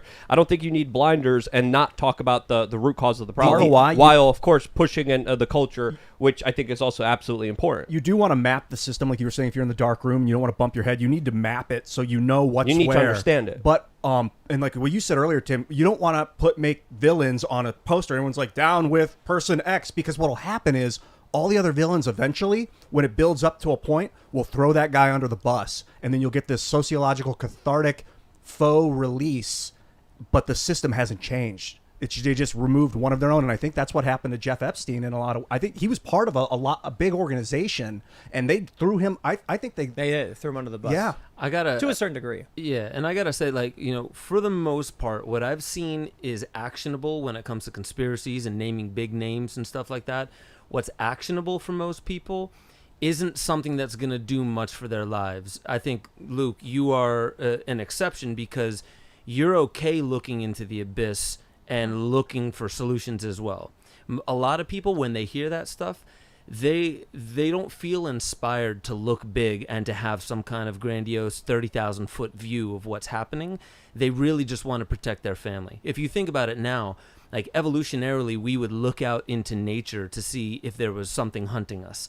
And we would always do that. Now people do that with news, and they're looking through, and I'm generalizing here, but for the most part, like you have the protectors watching news trying to figure out, am I safe? Am I in a safe world? We're not looking through the trees trying to figure out if predators are there anymore. So it's ancient architecture we're talking about. So most people with conspiracy, it downgrades their prefrontal cortex and they start going back into the hindbrain. They start getting, scared. Unnecessarily, it doesn't do anything for them. I think that's the majority of people. Some people looking at the big, looking at the specific actors like you, I think it actually, like in the film Divergent, I think it actually turns you on, so you start realizing, no, I got to look at the deepest and darkest so we can start building back from there. It's really tricky, though. When it comes to conspiracy, I think over 90% of it is fluff, much of it intentional fluff, and then only a little bit of it, and I know you had Alex on and you were pulling up articles and stuff like that and seeing that, yeah, this some of this stuff really does pan out. For most people, conspiracy does nothing good for them. So me, I'm more of like an archetypal conspiracy theorist. I know there's some shady shit going on. I know that. But when it comes to really like pointing at who's involved, I'm not going to say that's a tool you shouldn't pull out of the tool belt, but it's probably like a handgun. It's probably like a rifle. You know what I mean? It's for select moments, I really believe, because most people, they can't handle what that means when you say, did you know X, Y, and Z, they're trying to do this to you and your family? They don't know what to do with that, so they shut down, I think. Well, I think it's confusing to a lot of people to introduce foreign concepts to us. I have to talk about how when I do news segments, I try to be careful to a certain degree because you don't want to be esoteric. There are a lot of people we have on the show, and I talk to them, and they're like, hey, how do we get the podcast bigger? And I was just like, just keep in mind that a lot of people who tune in might know something and be concerned about something that's like in the culture, in the now, in the know. And you can talk about the nitty gritty details they don't understand. So I just recorded something with Joe Rogan. I don't know when the episode goes up, but there were a few points where I was like, if I want to make this story quick, it's going to be too esoteric for the average person. And we'll have to actually break down the terms, the individuals involved. Too much so work. We were talking a lot about the Rittenhouse trial and naming the individuals who were involved in all the witnesses. And it's like, who's that? What does that mean? What is this? So one moment was I mentioned a duty to retreat. And he says, no, stop. Like, you're glossing over that. What does that mean? Because Joe knows the average person is not going to understand if I talk about this as an expert. No, I shouldn't say expert, but as like someone in the weeds. So the challenge is finding that balance. There are a group of people that want to know that don't like the powerful individuals who are playing these games, who are manipulating and influential. The issue I take for the most part is I feel like you, as I mentioned, you don't actually solve the problem, but there will always be powerful individuals. There was this stockbroker guy, and I can't remember exactly what happened, but he got called out, and it was I think it was during AMC or whatever. It was doing GameStop, and he said, the crazy thing is, when I got into this, I was a little guy fighting the establishment, and today I realize I'm the establishment, and I just didn't realize that happened. So there will come a point in time where, say like for this show, for instance, and the money we spend, people are going to be livid, furious, outraged at what I'm funding. On Foundation, for instance. Oh, amazing. We're trying to create, I'll give you a good example. We're trying to create software to make it so that no one can ever be censored again. But this means really, really bad people with really awful ideas won't be able to be censored. You're going to get a bunch of people being like, Tim Pool has been funding these programs to give evil people platforms so they can never be shut out of society. And they're wrong, and they're violent, and they're angry, and they're evil. And then they'll start focusing on me because there'll come a point where I gain too much influence or power in some capacity. Sometimes evil people take an Uber. You don't blame Uber for it. Yeah. We're talking about different levels, though. I mean, this is like entry level comparatively to like the 100 billion level. There's a big difference between the two. What I mean to say is just like, we need to inspire people to hold true to principles and ideas that they understand very easily. Because when I would do segments, I'd often say, it's not fair of me to assume you guys have the time to watch the news every day like I do. So if I watch the Rittenhouse live stream all day, just glued to it for the court trial, the average person can't do that because they have jobs and they have work. So they say, I want to turn on someone I trust who's going to, give me what I believe to be the correct information and will do their best. And so I often try to say, I will do my best to give you the information because I know you don't have the time to do it.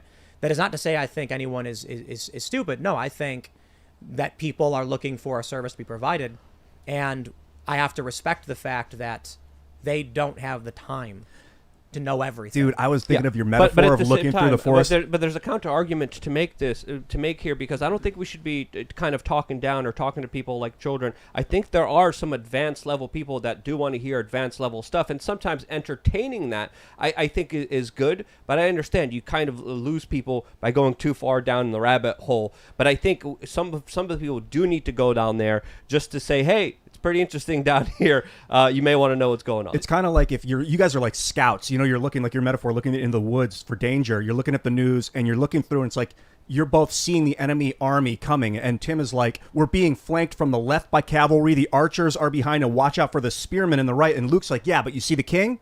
That's not actually the king. The king's the guy next to him. That guy with the armor is not the king. Princess Amidala was actually So don't send all your forces to fight and go after this king because it's a fake king and it's a fake illusion. You're going to waste all your time and energy while the real bad guy gets away and then sets up more horrible traps and more armies against you. But here's my argument. Thank you, Ian. I'll put it this way. I'll counterpoint. You've got the feudal lord's palace or whatever, and all of the subjects are standing around, and all the guards are standing there, and they're all bowing. And then you go up and say, the Lord is the problem, and look at all the bad things he's doing. Or you just go to all the people and say, hey, let's all come together and ignore that. Do this thing. I'm not saying ignore Bill Gates or any things they're doing. What I mean to say is, if the confidence is broken by regular people, and they just do their thing and believe in their values and principles and focus on that, it's a grassroots effort, then all of a sudden the chain breaks and these powerful individuals have no ability to influence. The point I was making is with like the lab in Florida or wherever they made these mosquitoes, because they did this, I don't know when they did this, but there's this big mosquito release thing. Yeah, just a couple months ago in Key West, Florida, they released it. Yep. Let me give you a better story. Cassandra Fairbanks wrote about this. There's a Fauci, the NIAID funded maximum pain research on primates, and primates are intelligent. I mean, this is brutal stuff. Who is the person who's willing to conduct this painful research? Maximum pain. These people should the ideas they have and the things they're willing to do shouldn't exist, in my opinion. The people who are raised in this world, who come to a point where they say, I have no qualms with inflicting maximum pain on primates to see what happens. At a certain point, we need to be like, that's not how did you get to that point? Mm-hmm. Because it's not Bill Gates who made him do that. Now, certainly money is an influencer, but how do we make sure the moral framework? And I'm going to be maybe offensive to all the atheists and secularists.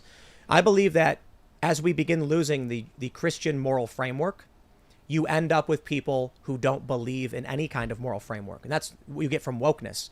You get people who believe that there is no truth but power.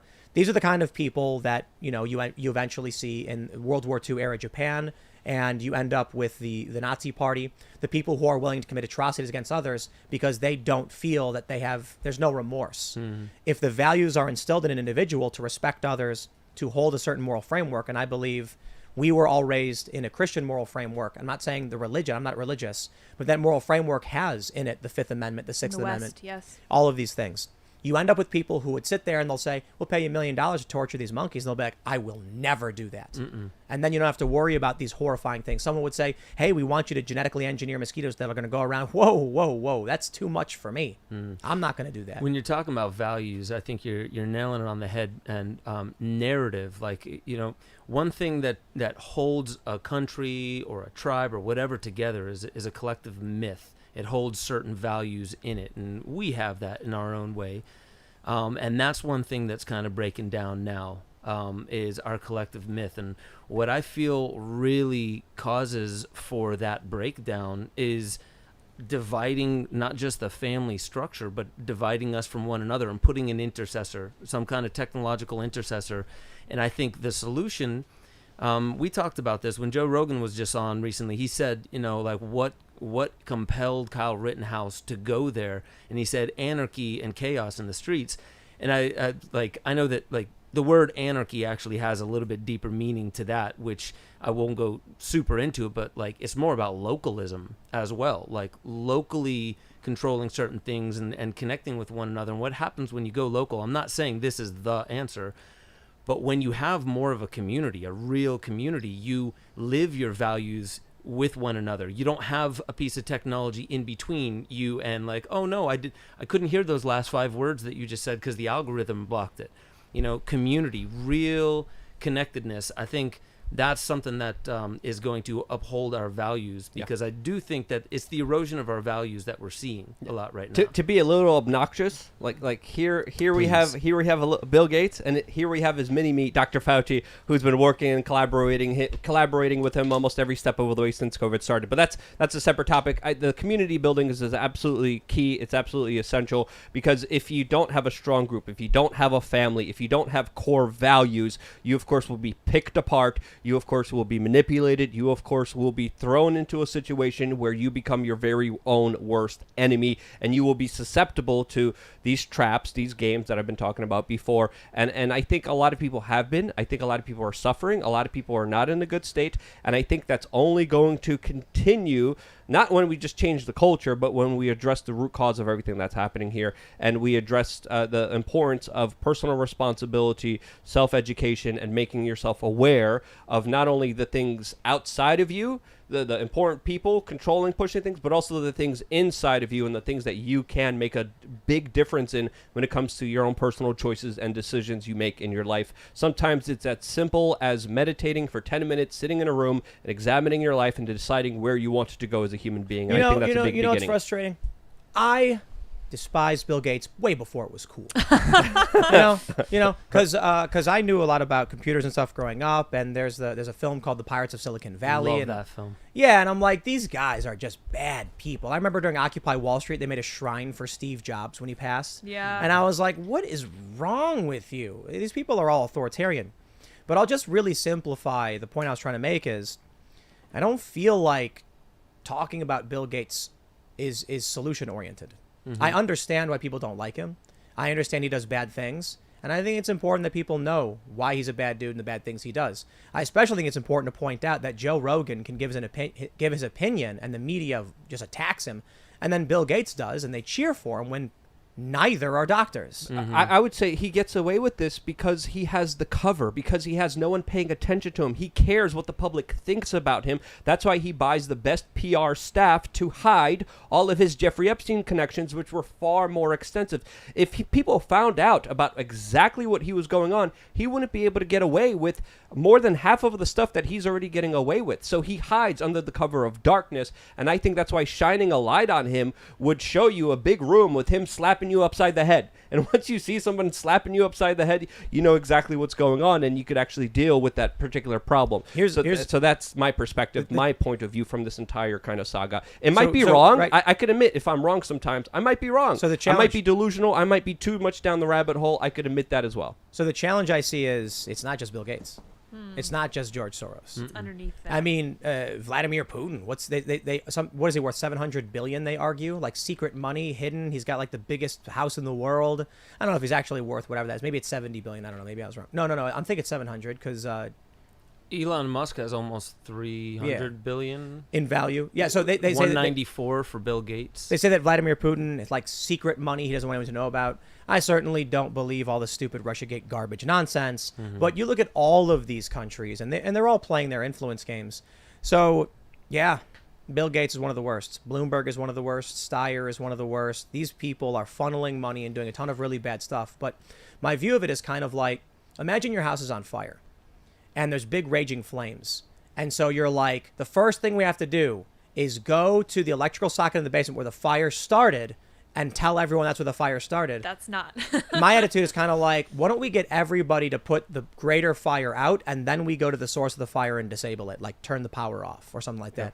Or, you could try and find a way to shut the power off first, but, where the fire is starting from, it's a fair point to say that I think there's arguments for both our sides on this one. One could be that if there is a leak in a ship and the water is flooding up the ship, and you say, we must bail the water, you're not stopping the fact the water is still filling up. We must so plug the hole. Yeah, right. So both, to Luke's point, it's like everyone find the hole first, and then we bail the water. Luke's point is, hey, there's a crazy guy putting more holes in the boat right now. There's a crazy guy adding more fuel to the fire right now. And it's going to get really out of hand unless we stop this one guy who started the fire and making the fire that much worse right now as we're speaking. And I'd like to point out that there is another kingdom that is paying people to come put holes in our boats. So let's see if we can fix that. It's super interesting, though, because even Lydia's back there, and she's got her own ways of viewing it. For me, this is the community. This is just a microcosm of the community. It takes all kinds. Somebody was just on Aubrey Marcus's podcast. It was a rabbi, Mordecai, I think. And he was saying, I have no problem with conspiracy theorists because I don't invest myself in what they believe. I think back, who were they in the tribe? Who do you want the paranoid, always vigilant person in the tribe to be? Probably the lookout, right? And they are valuable in that way.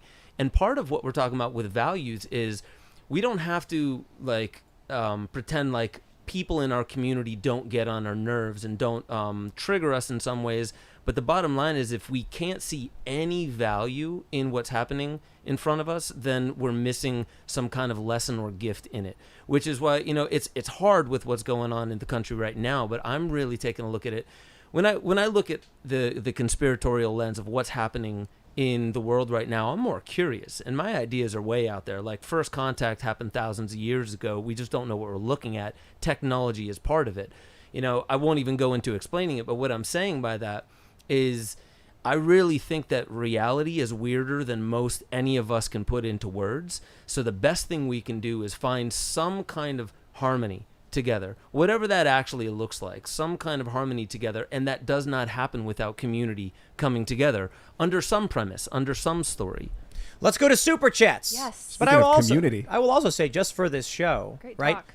Ian and I argue, and we have very different ideas. Luke and I just argue. We have very different ideas. I think that's why, I think a goal of the show is maybe we get a little too heated. Maybe I should have been more chill about it. So it's fine. I want more More fire, passion, more passion. more fire. Let's get it all out. I But- mean, these are important conversations that we got to get through somehow, and there's no other way but to kind of go at it. We could be fake to each other. We could pretend Exactly. to believe like we're somebody that we're not. Right. I'm sick of that bullcrap. I'm sick of people talking down to each other and pretending that they're somebody that they're not. This is my point of view. This is yours. We disagree. Let's go at it. Yeah. Let's not play patty cake and pretend all was real. hunky dory. I loved It has to be real. And that's what I'm saying about what I go for. I lost a lot of subscribers after the election of Donald Trump, and I said I don't think the fraud narrative is correct. I think it was the shadow campaign narrative. I think they changed the rules, and I'm not gonna sit here and just pretend I believe something, hoping my views go up. That's not what I do. And if I get angry, maybe I shouldn't. But if we have an argument, I think it's a good thing. And then everyone in the comments is allowed to tell me I'm wrong and argue back. And that's why I think this show is good. I would advise reviewing the tape to the point where you think you might have been overboard and just see, because when you see yourself, you'd be like, yes, I was, or no, I wasn't. It's okay to have natural It emotional evokes- reactions. If you're angry, you're angry. Let it out. It's also if you hide it and try to pretend like it's not there, it festers and builds up and explodes in another area of your life. So it's important to express yourself and assert yourself as a human being and not play these bullcrap social rules that are just made up and just are nonsensical. pretending. I mean, there's Yeah. there's being respectful and stuff like that. And sometimes people get angry, but I really there are a lot of shows. There are a lot of commentators that can't. There's a lot of people on the right that when a narrative emerges, I see them jump right on with whatever narrative makes the most sense. The example today, when the judge said this NBC reporter and this other person producer, tons of people immediately said this producer did it, and my response was, for all we know, it was Antifa trying to track the jury down, and then just lied and said they were up the press, because we've seen that happen before. Yeah. I think it's we got to be very careful not to immediately just jump on bandwagons or just do it for tribal reasons. But there are some people with big channels, with powerful followings, that would absolutely just say whatever they think people want to hear if it gets them more and more viewers. But I'll tell you this, when I came out and argued with Luke, a bunch of people left. Well, you know what? Look, you're free to leave if you don't like it, but I'm not going to sit here and just pretend my feelings are something else in hopes that people stay. Right. You probably evoked something inside them that they weren't ready to handle, and that's important to have on a show. Because a lot I of could be people wrong. they're waiting. Well, the thing is like either one of you might be more right than the other, but I think the underlying important factor is that you had the conversation so the greater community could hear two very valid points. Right. And that helps refine their blade of discernment. Yeah. I think Right. I think that's this why is far show more is great. important than just covering news. I think it's far more important than just covering this happened in the news today. No, we need to get passionate. We need to get involved, and we need to express our ideas in a non-scripted way that truly tell the audience who we really are. Because there's nothing narrated here. There's nothing programmed here. It's us having a normal reaction and a normal conversation without any of these kind of paradigms that all these other mainstream media, family-friendly show, I can't say what I want to say, but all these other mainstream media hypocrites live by. We don't live by that rule set. We live by a rule set where this is what's on my mind. It's going to get out. I Let's don't care go to who it Super hurts or Chats. offends. Super Chats. What We'll up? see what you guys have to say. Smash that like button if you still like the show. Of course you do. Thanks so much for for watching, everybody, and supporting our work. Let's see what we got here. Oh man, YouTube has started deleting Super Chats. What? YouTube, when you get too many, they start purging the back end, and that's really usually it happens only when we get like a ridiculous amount of Super Chats. I didn't think we got that many, so. Got quite a few. All right, sorry, man. All right, so we got Z Michael. He says the source of that footage is a front with a glowing neon sign who airdropped the file anonymously to the police. Sounds like people who live in parallel. I'm not sure what that means. Interesting. So it was an anonymous drop Poster. of. Okay. Interesting. I don't know. So we do have this story. We're going to talk about this in the member segment. This is crazy. We were going to talk about it, but I think we got a bit philosophical. Roberto Laura says, Tim, 800 OK guardsmen are not vaxxed. This is insane. I want to joke and say that if the Pentagon orders to remove those who choose not to comply with the Pentagon, just created 800 Kyles, a dark winter is coming. I think the Pentagon actually said you will not be in compliance with the National Guard, and thus you will just be a state militia. Oh, okay. Yeah, that's crazy. Your terms are acceptable. But we're going to get into that too, because we got some crazy data coming out of the UK that we're going to talk about in the members only segment. So go to timcast.com, sign up. That'll be coming up around 11 or so p.m. Let's read some more Super Chats. All right, let's see. Amanda, what is it? Dilt. It's harder to read because we have smaller monitors here. Well, actually, I could probably just look up. Actually, that's way There easier you with the bigger go. TV. What am I doing? I don't All right, know. Amanda Dilt says Hernandez video leading up Rosenbaum shows Rosenbaum chasing Rittenhouse, drops extinguisher, and runs through lot, not once pointing gun at anybody. Not only that, something came out where the jury said, can we get the video of Rittenhouse putting down the fire extinguisher? And I think it might have been Viva Fry who said this. That's the language of the prosecution, which is indicative of the perspective of the jurors.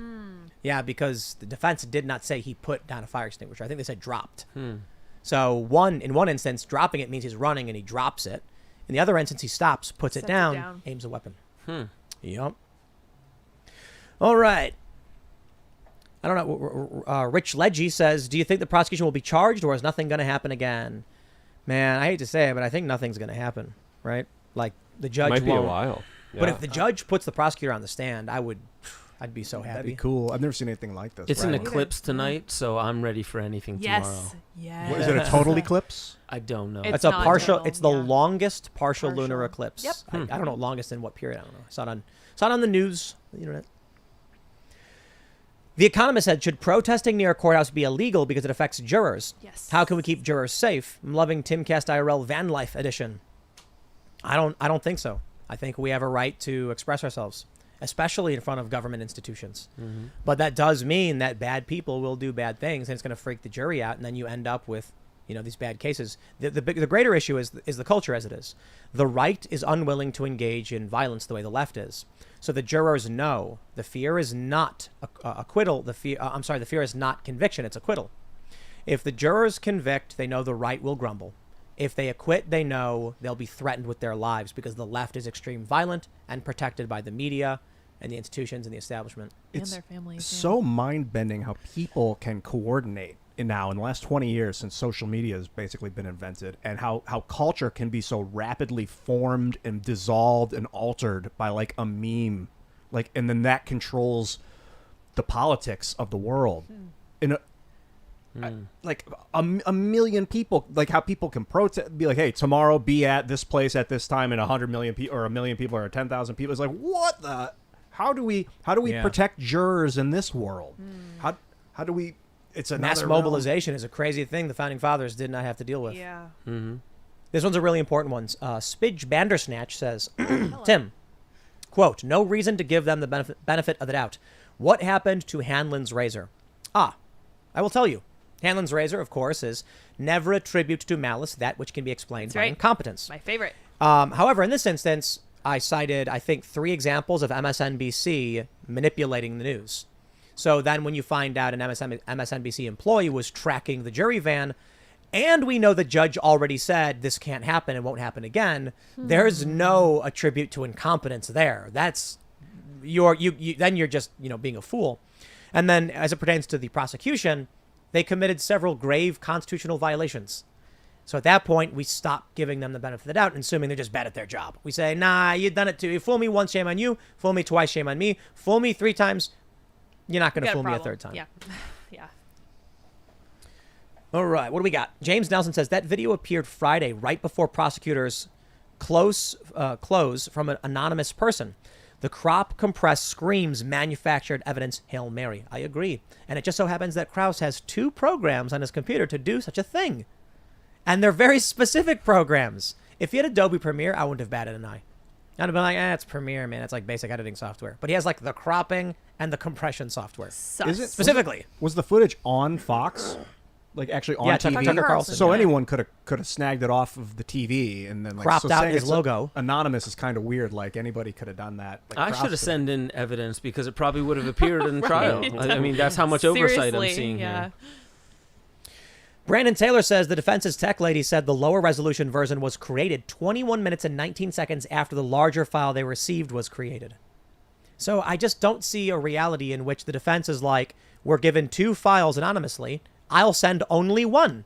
Because that would imply that they were supposed to send both. The prosecution. Right, prosecution. The prosecution, if they got 2 video files, would send both of them. Yes, definitely. But they didn't. Absolutely. They sent 1 with a different name that was compressed. So people are like, if he sent it over iPhone email, it would compress it, but it wouldn't change the name. Right. No. Right. Yeah. There's not enough transparency here. Yeah, something is crazy. Here we go. This is good. Fishy. Tony Nalagan says Handbrake is an activity log file in GHB directory that recorded the file names of the source, output file, and timestamps. Under oath, subpoena, seize the laptop. Yes. But you know what? They're not going to do it. Right. And you know why? Because the Bill judge Gates. doesn't know. DMT. because the judge had a secret meeting with Bill Gates and George Soros Right. and DMT. while doing DMT. They're all doing DMT. Now it's The judge starting to make doesn't sense. know. Now it checks out. The judge said, I don't understand this in his 70s. Yeah. And the defense doesn't know either. Yo, why isn't the defense like watching these shows? It's not just me. Like Recato Law went over this stuff. They've had massive live streams about this.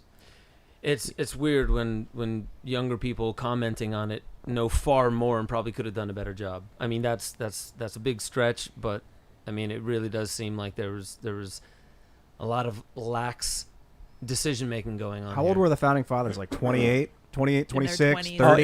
It was a wide Yeah. They range. weren't 70. They weren't 78 years old. Those- Some I think Ben Franklin was older. the oldest. Yeah. And one of the oldest. Yeah. He was like in his 50s, right? Or something. know. like that? I don't know. think so. Yeah. 60s, maybe? This is interesting. Andy F says Krauss claimed the detective sent him 2 versions, and the second version was messed up. He gave some reason the detective did it, but I can't remember what it was. So, if the file was created 21 minutes after the video they got, then the detective created both? There's no scenario in which it makes sense that an anonymous source sent 2 files to the detective created within 21 minutes of each other, and then the detective sent both. One was messed up, and then the prosecution just failed to deliver the high-res version for any reason. None of this adds up. Mm-mm. Let's just play devil's advocate. Krauss got 2 versions. Well, then he withheld evidence because he should have sent both, Yeah, that alone Right. is I mean, the evidence bad has to be enough. recalled, Yeah. I would imagine. and he didn't. So if that's the case, mistrial with prejudice. Yeah. It's not. You also there's levels of ineptitude. If you're looking for, like malice and ineptitude, you have to think like, what kind of an attorney is this, and would he not have thought of sending both of them? Like, how much ineptitude do you have to go to before you start realizing some of it is malintent? I'm going to make a prediction. JN says possibility of verdict coming on Friday. So on the weekend, things people go off, media cookies. Could be. Here's my prediction. Tomorrow, mistrial with prejudice. Oof. Okay. Place your bets. You know why? That will create the maximum impact on the riots. The judge has to know, though. Waiting till Friday. The judge said last week he didn't want to go another week. He wanted to start a new trial on Monday. And he's like, why don't we do closing on Friday? And they were like, no, we should do closing on Monday. And I think both the state and the defense were like, yo, we should not. But that would have only triggered deliberations on Monday, I suppose. But so maybe that wasn't a factor. They waited till a Friday? Is the judge going to want to carry on? Or is he going to say it's been 3 days? If the jury is hung, then we'll make a decision on mistrial. If he declares a mistrial, there may be some riots, but probably not. If he declares a mistrial with prejudice, which he has very good reason to do, they will light that city up. Poor Kenosha. Yeah, but poor everywhere else. It's not just going to be Kenosha. You're right. It's New York not gonna be City, Los contained right Angeles, there. Washington, D.C., Chicago. So Yeah. So I'll tell you this: we got the mobile RV here, the studio. Is the crew going to be able to drive it back if riots erupt over the weekend? Jeez. Hopefully. Probably. Should It's be good. Texas to the East Coast. They're not really driving Downtown. through any big crazy Yeah. cities or anything like that. But mistrial with prejudice, I think if the judge says mistrial with prejudice, I think we may actually get George Floyd level riots. Here Wow. we go again. I'm just saying I think it's possible. I'm not saying it's definitive. And the reason is just it would send a message to the left that the judge is everything they feared, and he knows Rittenhouse is guilty, but he's going to let him go, and that's going to be their narrative. And they're going to be like, it's worse. It's worse than we realized. It is, the system is so corrupt, they will let them walk free, and then they'll be like, shut it down. That'd be the narrative. That's right. Yep. I'd like to see that personally. I don't know if I can bet on it, but it seems like that's what has happened is a mistrial should be called. With prejudice. Yeah, like immediately too, I think. Yeah. Yep. Yeah. It should have been done first thing this week over they filed on the 15th. The judge knew the evidence was not delivered. He knew they're deliberating on tampered evidence. That's crazy to me. So the judge has to be ready for a mistrial with prejudice. Do it on a Tuesday. Yeah. Middle of the Do week. it on a At Friday. least it's colder outside, I guess. Yeah, that's true. But L.A. Yeah. What's the weather this weekend? That has something to do with it. Hopefully not. Little nice. Tales Farm says, hey, Tim, Jack Posobiec just said on Telegram that Kyle's defense lawyer says he believes it's a 6-6 deadlock with a jury just now. I've seen that. How would they know that? Just by eyeballing the jury when they're sitting I there? don't know. That's a good point. How would the defense know exactly? Inside source. I don't Oh, know. it could be based on the memos coming out asking Oh the judge. yeah, he was looking at the memos. Yeah. A lot of people pointed this out. All right. Ryonin Taka says, you're right, Tim. Those programs are for specific purposes. No reason to have them otherwise. They're playing to the judge's tech ignorance, praying he sees through it and nukes them for it. Disgusting. There's an argument they want a mistrial, but without prejudice. Or if Binger really is the cult member ideologue some people have accused him of being, he purposely wants to sabotage, trigger a mistrial with prejudice to make Now, war. they should make a movie Chaos. about that. Change the names. I've wondered whether it was like intentionally stupid. Like the way he was going about it seemed intentionally stupid, and I almost wondered what's the angle of the judge to. What did he say? Like, I don't believe you. I don't believe you're acting in good faith. But I'm going to allow it. Is basically what happened. So I mean, he's probably. I hope he's a little bit more hip and he's letting something play out. What was it in The Art of War? It said when your enemy's making a mistake, don't interrupt them. Yep. I'm hoping that's it. Yeah, I hope so. So Slenzer says, mistrial without prejudice is bad for defense. It's like taking off your shoes at TSA doesn't protect you from the next thing bad actors do, but this will dramatically alter their use of the video evidence and the drone stuff. It'll call everything Krause did into question. If there's a mistrial without prejudice, and then they still investigate what Krause did, it could result in just charges not being refiled for political reasons and practical reasons. But we have this other one. This is from Chet Chisholm. He says, Barnes mentioned that if it's a mistrial, then that means they may be trying to run Kyle's funds down to zero so he can't defend adequately. I do not believe that's correct. Because the prosecution knows that Kyle Rittenhouse is not just funded by himself. This is it's a high-profile trial, and if they did that, and the defense team for Rittenhouse came out and made a video and said, we need your support, they would raise $2 million in 10 minutes. Yeah. It's not an issue of funding. And it may be. But Rittenhouse, his team, they will have the support of the people because even the progressives have started acknowledging that it looked like self-defense. They're like, maybe we were wrong about this and we were wrong about that. You're going to get too many people being like, I will give you $50. And then he's going to have all the funds for... And in fact, this may result in a bigger defense team. Yeah. I mean, they should have Andrew Branca advising them. Yes, they should. No joke. Yeah. And I was actually surprised they didn't. Yeah, I thought they were going to. I don't know. Were they? Yeah, I thought they were. He's the law of self-defense guy. We've had him on the Yes. show. Yes. Excellent commentary. He just has such great insight. He's the expert. Yeah, he writes for Legal Insurrection. You guys definitely want to check him out when it comes to cases like this. When I read a bunch of news articles and I get a bunch of words and I'm like, that's interesting. When I read his, he like breaks down like the elements of self-defense and goes through the details. And I'm like, that's just a better analysis. You know what I mean? Great, yeah. But I also like Rekieta Law's streams with all the lawyers too, because, Yeah. then you're hearing from a lot of different people and there's a bit of a, here's this, here's that. I wonder if like the defense can just get like a panel from Rekieta to like advise in the background, because then they'd win. It'd be a good like idea. every legal point, every precedent. Let's outsource Why wasn't this. that done? I mean, like, I'm gonna say it one more time. It's a high-profile case. They're boomers. Shouldn't that be the norm? They're boomers. They don't know what they're doing. I hope that's. I don't know. They're I don't know if I hope fluoridated. that's the case. Their third actually. eye is calcified. That's right. Yeah, do some. They need a you know. dark room That's retreat the with Aubrey truth. Marcus. I hear you did a movie about that. Yeah. So now we're getting to the super chats where everyone was spamming. Luke is right. Tim, shut up. Luke is 100% correct. That's the good part. Listen, Shout it out Tim. to The them. Luke good is part, right. says Luke. Let Take a Luke picture of that speak the smile right there. truth. Truth to Let's see. power. Luke is right. Tim is scared. Tim is right. They're Tim all prefer. right. Here's one. George Cruz says Tim prefers showing facts to support his claims. We know Gates controls, but show proof of his corruption. Devil's advocate. See, devil's advocate. That's me. You're advocating for me. What is this? Devil's advocate. Carter Strasser says Tim getting ratioed in chat. I know you're all seeing it. Even Tim. Tim, you're cranky. Lack of sleep. You're being a bit of a Richard to Luke. Chill out. I will be fair, and I'll say this.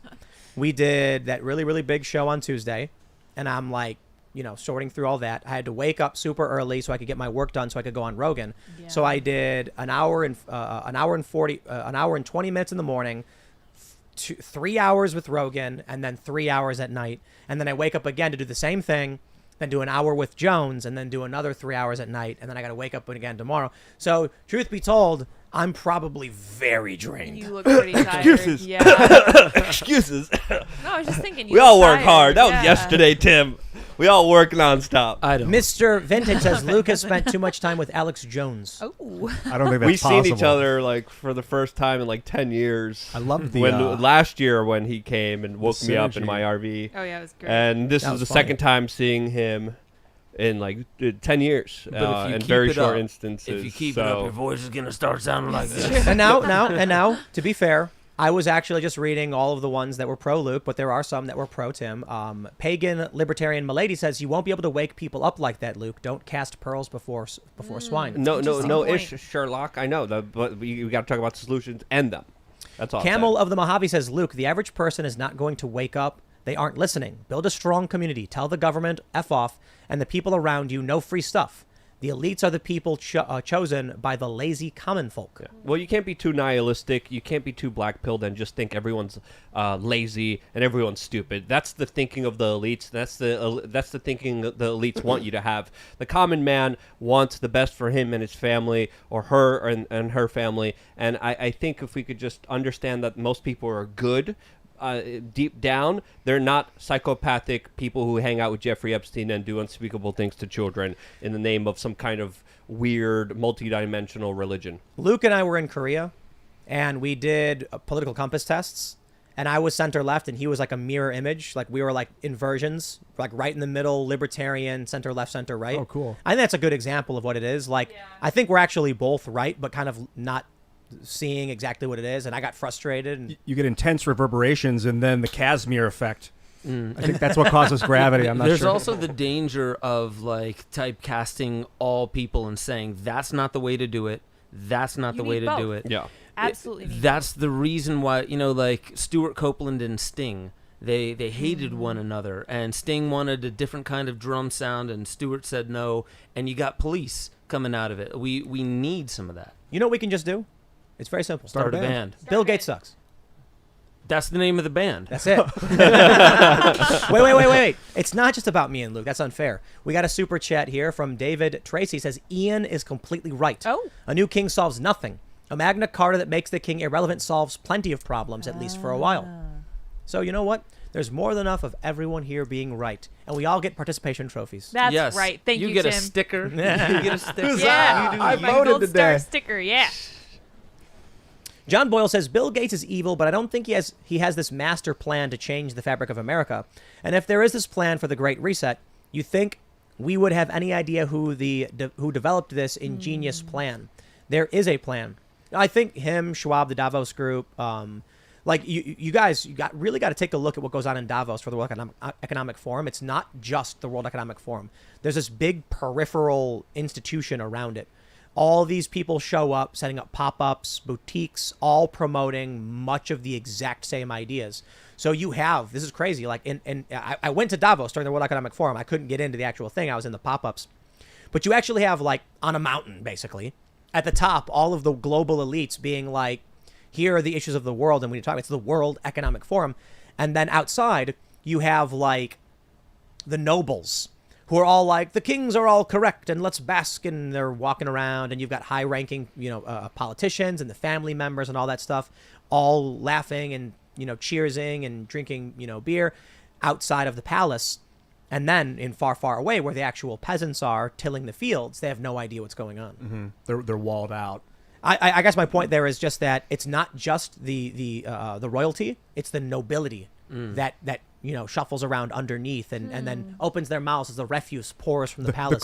The king's court that lives within the castle right. and the castle grounds. Courtesans. Yeah, that's Also, right. everything they talk about makes some sense in the futuristic technological world that we're living in. They're also talking about, the last thing that I saw from them is they're talking about reshaping food systems, from farm to lab as well, but basically using science and data to revolutionize whole food systems and to homogenize it. So instead of having like individual, groups being able to feed individual areas, every one across the board, if this goes through, will be run by a singular system. Now that just seems like common sense in a world that does want some kind of global top-down rule. I think we're moving into technocracy. That's my with opinion. food, that's dangerous to uniform food, because if like a virus or a bacteria emerges that destroys a certain type of food or a fungus or something, and then we've created our entire system based on like a specific kind of potato, that could be very dangerous. They're talking about land use mainly. They're talking about how do we use land. Will they get to the point where they're like, let's take eminent domain to a global level and talk about how are we going to feed by 2050 10 billion people, which is their projections. So they're already in the long game thinking of 2050. I'll give Luke mentioned this, but we have a super chat too. Uncle Sam says, my view on who to blame. Look in the mirror. Every one of us has a part in this. Luke is right. Vote with your money. That means giving up conveniences. It won't change until we ourselves change. We have more power than we know. That's correct. V for Vendetta, if you're looking for the guilty party, and some are more guilty than others, you need only look into the mirror. I know why you did it. It's well written. It's amazing. But yeah, it's regular people. And that's why, my view is very much like change as many, it's grassroots. And that's probably because I come from, a more like lefty libertarian perspective, where it's like get as many of the working class and little people to share your idea, and then it affects the greater system above. You know what I mean? But I think I think we both made our points, and we're both like probably in agreement with each other, just kind of like slightly on the other side. Let's see. Monkey Wang says Alex Jones explains the Bill Gates situation better than Luke, and that's scary. Oh. Well, That's a Jones good has been burn. talking about it for a long time. Monkey Wang. Well, going on, I was on InfoWars with Jones, and he would say things that sounded outlandish to me, and I'd be like, I don't know about that. He goes, it's proven, it's confirmed, it's declassified, and I'd be like, okay. And then he'd like, anyway, moving on. And it's like, I can't really say anything to something I don't know. Sounds like Alex needs a Jamie. No. Like, his show is very in the weeds. You know what I mean? And for me to go on and hear these things for the first time that I've never fact checked or looked into, but his Shocking. audience all knows. Oh, I'm looking. I'm You gonna know? watch that. That's gonna be awesome. Is that up already? Alex's. I think so. Yeah, because I think it goes out live, doesn't it? Yeah, I thought it streamed. I'm not Yeah, sure yeah. though. I don't know. He gets a ridiculous amount of traffic. People don't realize does. this. He They really thought they does. thought they obliterated it, like they thought they banned him, they canceled him. And then I went and checked out Banda.video, and he's like millions of views, and I was like, Wow. They thought they buried he him. was big before social media, and he got massive, and then they banned him, and then he's still big. It's like he's bigger than he was before social media. He's not as big as he was when he was on, the big platforms. But he did an interview with me outside the house, and it got 500,000 views in a day or something, and I was just like, wow, man. Wow. I Yeah, actually, whenever I post about him on social media now, I use hashtag. I use @Ben Stewart because you have an account. Because he gets banned, I'm just like hashtag Alex Jones. It's good enough. Totally. Follow Yeah. the hashtag. But he's become a hashtag now. He also did a good job on Michael Malice's show. He stayed calm. On topic. Yeah. When did he go on, and what did they argue about? Well, I mean, to be honest, like I didn't get through more than 20 minutes because of my day wouldn't allow it. But I mean, he started off. Michael Malice was just like, I'm gonna run through a bunch of. First, I'm gonna tell you, conspiracy theory isn't just one thing. A lot of people love making things like super simplistic. But then he was like, okay, Loch Ness Monster. He was like, not real. Bigfoot. I don't believe it. And then Gulf of Tonkin, and he went like a history buff. Into real good detail. But he wasn't Alex Jones. I remember the first time when he started yelling into the microphone. He wasn't doing stuff like that. They had a really chill conversation. It was a good one. You're welcome, Michael You're Malice. welcome. Mhm. I would Yes. imagine. When was that? Oh man, It was recently, right? It was. I mean, it was definitely after, maybe a month after they were on this show last time. Oh, And I think nice. it was because of this show. He was like, "Listen, I want to get you just one-on-one, talking. Not with other people, just you. Bring the volume down." And it was a really good show. I've been so intrigued watching Alex Jones' ideas because so many people discard him out of hand, and I'm like, I don't think you can safely do that. I think that he should be an inspiration to kind of look into some of this stuff for yourself, because he says things that are true in a way that's very hyperbolic, and I think it turns some people off from it, but it's like, yo, you should check it out. Well, A lot of everyone should that's be held true. accountable for their actions, and there's a lot to say about individuals and what they said before, and I'll leave it at that. All right, let's see. We'll just do a couple more here. We'll do a couple Right. more here. Oh, it's 10 already. Dang. is 10. What a great show. All right, so we got Jordan. VT says, I agree with you, Tim, on the importance of building culture. Disagreements happen in society, and demonstrating how to have a conversation with opposing views on your show can help build a stronger culture. I agree. brother. I agree. Neil Hamilton Jr. says, Luke is right, and that the patterns of bad actors should be exposed. Tim, you are correct, and that the way we do that matters. Yeah, I think we're both right. As long as you don't manipulate people in order to try to convince them that your side is better. I think Yes. that's the big difference and that needs to be addressed here, because if you're thinking humanity is dumb and stupid and you need to manipulate them to think like you are, you're becoming what you're fighting, and that's what I want to not do, and that's why I think I had such a strong reaction towards this myself. So we got one more, and the only one we didn't get is the Ben is right, but this is Breast Endo in there. says, Damn. Tim's wrong, Luke's wrong, Ian's wrong, Lydia's right. They got Yes, us, Lydia. thank you. I finally got a. By the way, is Andrew Bronco I like your uncle disagree. or something? No, No, it's not I love right. him, though. We do look really similar. Guys, go to timcast.com, become a member. We're gonna have a member segment. We're talking about the National Guard and I guess the threat of disbanding them or something. That's wild. And we Militias. got some new data out of the UK as it pertains to COVID rates. This is something that YouTube is would maybe even ban us for talking about. And boy. this is scientific data. That's how scary it is. What's going on. But we'll talk about that stuff. So go to timcast.com, become a member. Don't forget to smash the like button, subscribe to the channel. Thanks so much for supporting our work. We endeavor to create a space where it's like authentic, I guess, real. We swear know. a lot. It's good times. Well, no, I don't mean the member segment. I just mean for the show in yeah, general. That's true. Too. Like, I'm not going to pretend I believe something for the sake of trying to make money. I don't Yeah. care. I don't want to do that. But I really appreciate all of you guys who watch and give us your support and appreciate what we do. So you can follow the show at Timcast IRL. You can follow me at Timcast basically everywhere. You want to shout anything out, Ben? Yeah, so I just premiered here in Austin a film with Aubrey Marcus. He's a really cool influencer, but he did 7 Days in Darkness just to see what he could see. And the film is out now, aubreymarcus.com. We really go into it with a film that's like an initiation. We recreate some of the visions, like the DMT visions that he had in there.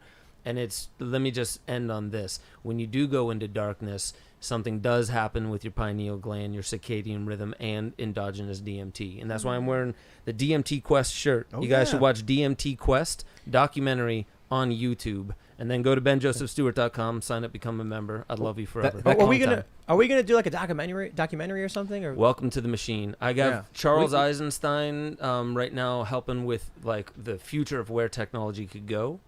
And so yeah, I got some really good people working on that, but because I was working on the Aubrey Marcus film, I haven't made much headway past development. I want to do something on DMT.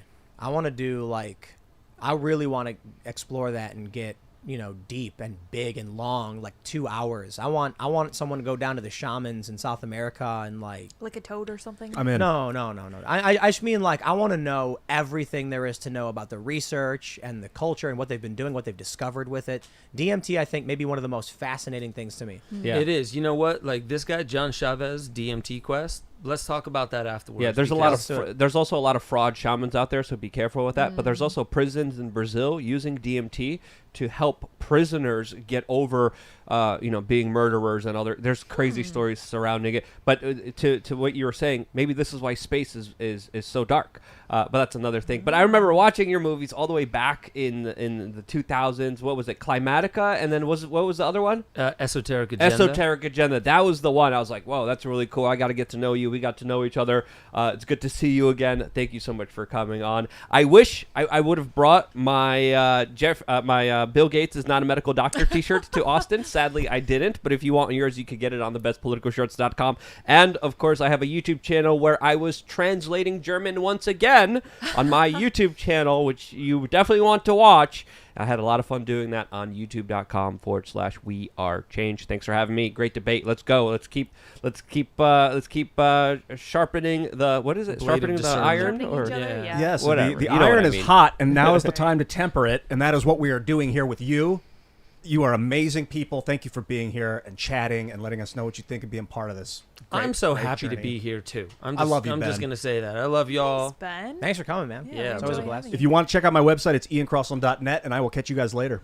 Yeah, and I just want to leave you guys with a thought that Carl Jung had, which is that people don't have ideas. Ideas have people. People like Bill Gates and George Soros are living out an idea that we're better off understanding before we try to attack the symptoms of the idea.